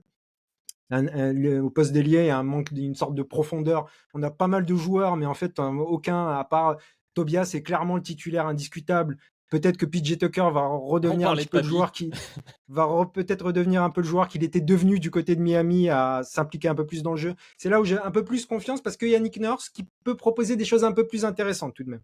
Maintenant, c'est pas ça qui change tout le schmilblick, et c'est une équipe pour moi qui ne joue pas le titre cette année, qui serait une équipe forte, mais qui ne jouera pas le titre et qui sera pas très belle à voir jouer, je pense aussi. T'as parlé, malheureusement. T'as parlé, Adrien, du fait qu'ils avaient. Oui, c'est toi qui as dit du fait qu'ils n'avaient pas eu de chance. Je suis désolé, 2021, les Nets se sortent, à l'ouest c'est complètement ouvert, et tu te choques dans les grandes largeurs contre les Hawks. Leur chance, c'était peut-être même 2021 finalement. Non, de toute façon, la plus grosse erreur du front office de Philadelphie, c'est d'avoir nommé d'abord Doc Rivers avant de nommer Daryl Morey au président des opérations basket. Tout à fait. Et d'avoir donné un contrat de 5 ans à Doc Rivers. C'est la plus grosse erreur, plus que les drafts, les erreurs sur les joueurs et tout. Je pense qu'il y aura un podcast à faire de la fin du process, on va dire ça comme ça, de l'ère Embiid, le jour où ça arrivera, mais on n'en est pas là. On n'en est pas là pour l'instant. C'est une nouvelle saison qui s'annonce, et puis on ne sait jamais. Voilà, sur un bon scénario, ça reste une équipe sur laquelle, en tout cas, on est obligé de compter à l'Est, puisque de toute façon, rien qu'avec Joel Embiid, ça va t'amener. On va voir les Sixers jouer pendant encore quelques mois, bien assurément. Pour la dernière équipe du jour, il y a plus de questions. Il y a beaucoup d'optimisme, notamment de l'autre côté de l'Atlantique, autour de cette équipe des Minnesota Timberwolves. Alors, celui que je n'ai pas lancé en premier depuis le plus longtemps, c'est toi, Gabin, puisqu'on avait écrit Wildcard, c'est un peu pour tout le monde. Je vais te lancer sur les Wolves. Alors, la question numéro 1 qui a été posée, c'est encore du Tom, puisque ça parle finance, tout simplement, avec les joueurs à conserver et la luxury tax, les foudres de la luxury tax l'an Non, c'est prochain. moi. Je cite. Ah, c'est toi qui Mais a oui. voulu faire les foudres de la luxury tax. Mais Tom Eh ben, déteint évidemment. sur moi sur les questions cette année. Ah, c'est vrai, de Tom a une bonne influence sur Oui, bien l'aspect sûr, bien financier sûr. de tout le monde chez Dunkebdo. Mais effectivement, il y a beaucoup de questions du côté des Wolves avec une année charnière, que ce soit pour les finances, mais aussi pour le terrain. On est sur voilà, la deuxième année, on va dire, de l'association Karl Anthony Towns-Rudy Gobert. Il y a beaucoup d'espoir, comme je le disais, aux États-Unis sur Anthony Edwards, parce qu'ils veulent avoir leur grande star américaine. Effectivement, on peut y croire, il y a des raisons d'y croire. Est-ce qu'on y croit forcément? Est-ce que c'est un peu l'année qui peut être juge de paix? Gamin, je te pose la question parce qu'on l'a beaucoup répété. Ça va être la guerre à l'Ouest. Est-ce que c'est suffisant, les Wolves version donc voilà, Ant, Cat et Gobert? Qu'est-ce que t'en penses? Bah, je te trouve déjà dur parce que t'as dit qu'il y avait plein de questions. Écoute, ils font 5-0 en pré-saison, tout va bien. Allez. Je Ça t'en va, prie. allez, Maintenant, réponds j'enchaîne. sérieusement, Gabin, je t'écoute. Oui, c'est une année charnière, mais je pense qu'avant de vouloir répondre aux questions, il va falloir voir cette équipe jouer, parce que ce qui pose le plus de questions, c'est est-ce que l'association Karl Anthony Towns Gobert fonctionne? Et si ça ne fonctionne pas, vu le contrat de Rudy Gobert, à mon avis, Kat va se sauter. Et B4, il n'a joué que 29 matchs la saison dernière. Donc c'est trop peu pour voir si ce duo fonctionne. Alors moi, je n'y crois pas. Mais on peut leur laisser le bénéfice du doute. C'est-à-dire si on les a pas vus jouer pour voir si ce duo sur le front de court peut réellement fonctionner sur une saison entière, bah c'est difficile de se séparer de Karl Anthony Towns parce qu'on aura ce sentiment de ah peut-être que ça aurait pu fonctionner. Donc déjà j'espère voir une demi-saison complète au moins du 5 majeur, voir si ce groupe fonctionne avec un Anthony Edwards qui pose moins de questions cette année. On a vraiment l'impression que c'est lui maintenant la future star et le franchise player offensif. Et je pense qu'il n'y a pas forcément de débat, donc ça va peut-être motiver Karl Anthony Towns en fait dans un nouveau rôle de écoute, c'est toi le lieutenant offensif maintenant, alors que avant on se posait des questions. Puisque Karl Anthony Towns normalement revient, il n'est plus blessé, les problèmes de famille sont normalement derrière lui, donc sur une demi-saison entière, on va pouvoir les voir concentrer et voir ce que ça donne réellement. Mais si ça fonctionne pas, ouais, je pense que Karl Anthony Towns n'est plus forcément un joueur des Wolves à la deadline.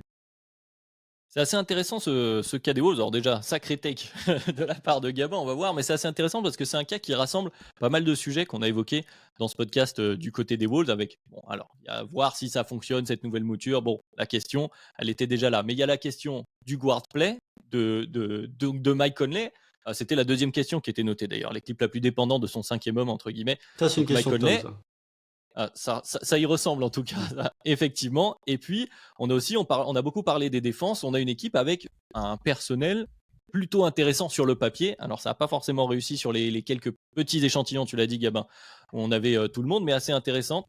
Donc voilà, comment on voit ces Wolves? Est-ce qu'on est optimiste pour donc cette année charnière, Constant? Gabin a dit que la principale problématique à résoudre cette année, c'était le duo Towns-Gobert. Je suis pas d'accord. Pour moi, la principale problématique, c'est d'établir une hiérarchie entre Edwards et Karl Anthony Towns offensivement. C'est-à-dire que tu l'as peut-être établi sur la fin de saison, mais dans ce cas-là, qu'est-ce que tu fais? Parce que je vais vous faire une stat. J'ai une stat pour vous, une stat terrifiante, là, comme sur Twitter. C'est l'an prochain, Karl Anthony Towns, Rudy Gobert, Anthony Edwards, Naz Reid, ça fait combien de pourcents du cap, d'après vous, l'an prochain? Attends, ta City 4, Gobert 4 Gobert, 175. 4 Ah, Gobert, 120, Edwards, Naz Reid, qu'ils ont prolongé cet été. 175. Non, ça fait 100% du salary cap. Sur 4 joueurs. Ah, je pensais plus. Hein. Bah, J'ai peut-être pas écouté les joueurs que tu as dit. Bah, Que t'as 4 pas dit, Gobert, tous Edwards, les gros Naz contrats. Reid. C'est-à-dire 3 titulaires 4 joueurs, plus un ok. joueur en sortie de banc. Les 3 3 gros intérieurs. et Nasrid. Voilà. Ouais. Donc, ça fait 100%. Ils ont pas encore prolongé McDaniels. Hein. Justement, En plus. mon point, Ah ouais. c'est que Jaden McDaniels est un joueur très important dans le collectif des Wolves qu'on mentionne pas souvent. La deadline pour le prolonger, c'est dans 2-3 jours. Je peux me tromper. Alors, on connaît le théorème des podcasts à Duck Hebdo. On dit un truc et 2 jours après, il se passe l'inverse. Donc, je vais dire, au moment où on enregistre, il n'est pas prolongé. J'ai pas l'impression, vu les finances de Minnesota, que ce sera le cas, mais de par l'importance qu'a Jaden McDaniels et de par la progression, notamment au tir qu'il a pu avoir l'an dernier, c'est un joueur qui va falloir prolonger et qu'il va falloir payer. Et si jamais il se retrouve agent libre restreint, qui va intéresser pas mal d'équipes. Donc moi, j'ai cette réelle problématique de dire, t'as prolongé Nasrid, t'as prolongé tout le monde globalement cette année, hormis Torian Prince. Mike Conley, son contrat arrive à expiration à la fin de la saison.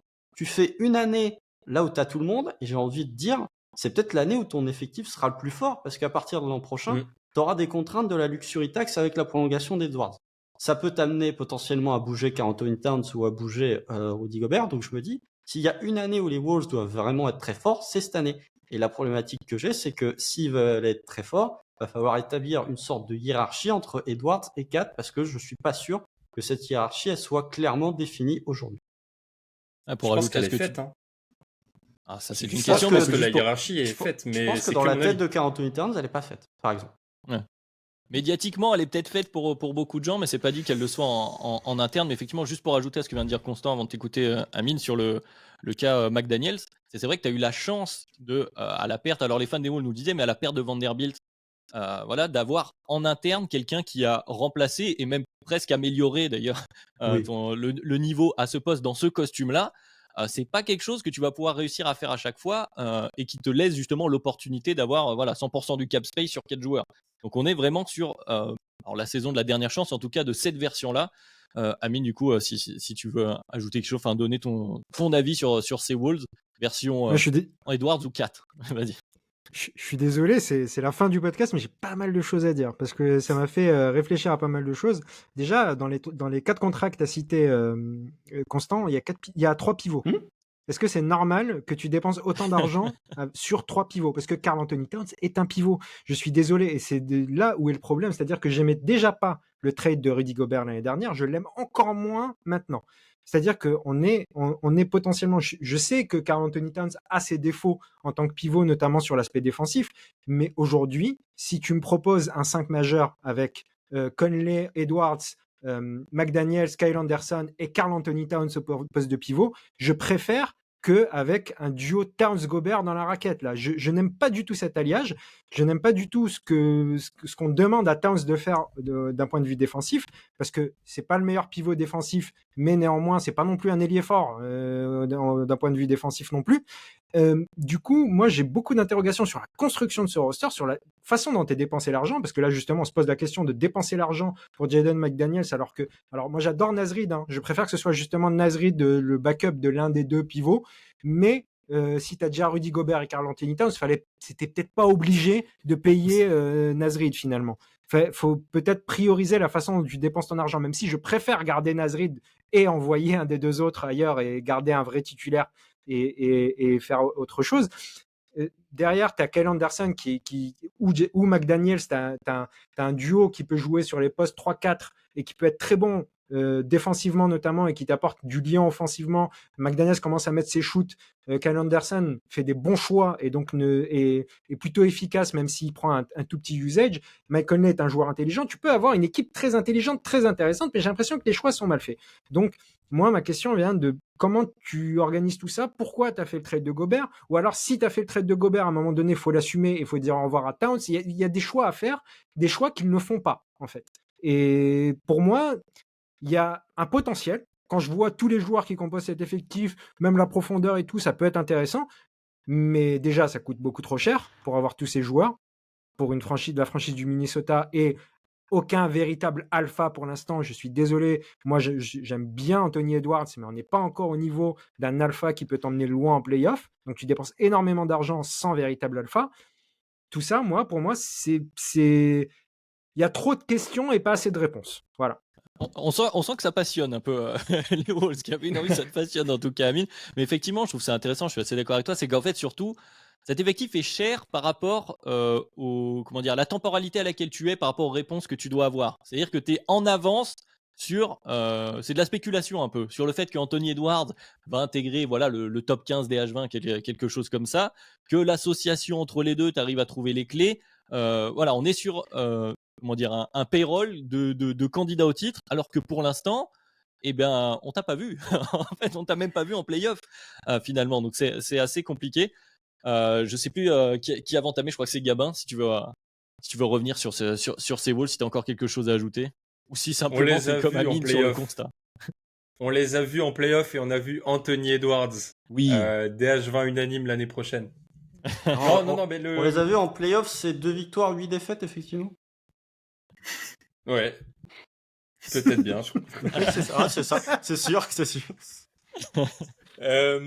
Non, pour parler plus sérieusement, moi, si ça ne marche pas, ça me pose beaucoup de problèmes parce en fait, le all-in sur Gobert avec tes 4 first picks pour faire un premier tour de playoff, 4-0. Et cette année, vu la densité de la conférence Ouest, on n'est même pas sûr de les revoir en playoff, mais c'est dramatique. Hein. C'est-à-dire que là, c'est pour ça que je leur laisse le bénéfice du doute jusqu'à la mi-saison. On teste le duo intérieur, on voit si Anthony Edwards est un joueur assez fort pour t'emmener loin. Si ça ne marche pas, ouais, il y a des choix à faire, et en commençant par Karl Anthony Towns, comme vous l'avez dit. Donc on va les laisser un peu. Ouais. Est-ce qu'ils n'ont pas du coup constant relancé? Est-ce qu'ils n'ont pas l'avantage qui est justement, bon, c'est cher, mais au moins ils ont du monde et pour la saison régulière, ils pourraient par rapport à d'autres avoir plus de certitude de se retrouver en tout cas dans la lutte au play-in, on va l'appeler comme ça.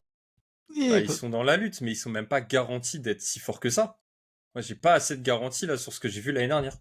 En fait, ils ont drafté Leonard Miller aussi, qui est pas inintéressant, qui peut amener un peu de viande, mais du coup, Leonard Miller, Nasrid, en fait, dis-le si tu veux faire 9 joueurs intérieurs, tu le dis, hein, c'est pas grave, hein. Les Pistons, ils font bien un no wing build, donc ils ont le droit, hein. Tu peux tenter, hein, mais en fait, moi, ce qui me pose problème, on en revient toujours au même point, c'est le trade de Gobert.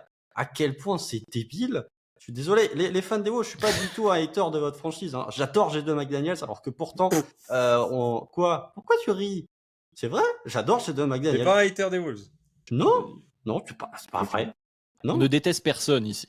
sauf les Hornets. Enfin, sauf le sauf les management des Lakers. Hornets. Ah, ça, Mais voilà, j'en ai déjà parlé dans le précédent épisode. Mais j'adore Jaden McDaniel. Anthony Edwards, je trouve qu'il est surestimé, mais ça reste un bon joueur. Nasrid, j'aime beaucoup. Voilà, c'est pas un truc que je déteste, mais c'est une équipe qui a fait un all-in beaucoup trop tôt. Et j'ai déjà oublié, j'ai vraiment une mémoire de poisson rouge. Je sais plus si c'est Adrien ou Amine. Vous avez dit que la payroll, ils ont une payroll de contender avec une payroll qui a pas fini d'augmenter en plus. C'est ça le truc. C'est qu'ils ont déjà une payroll de contender.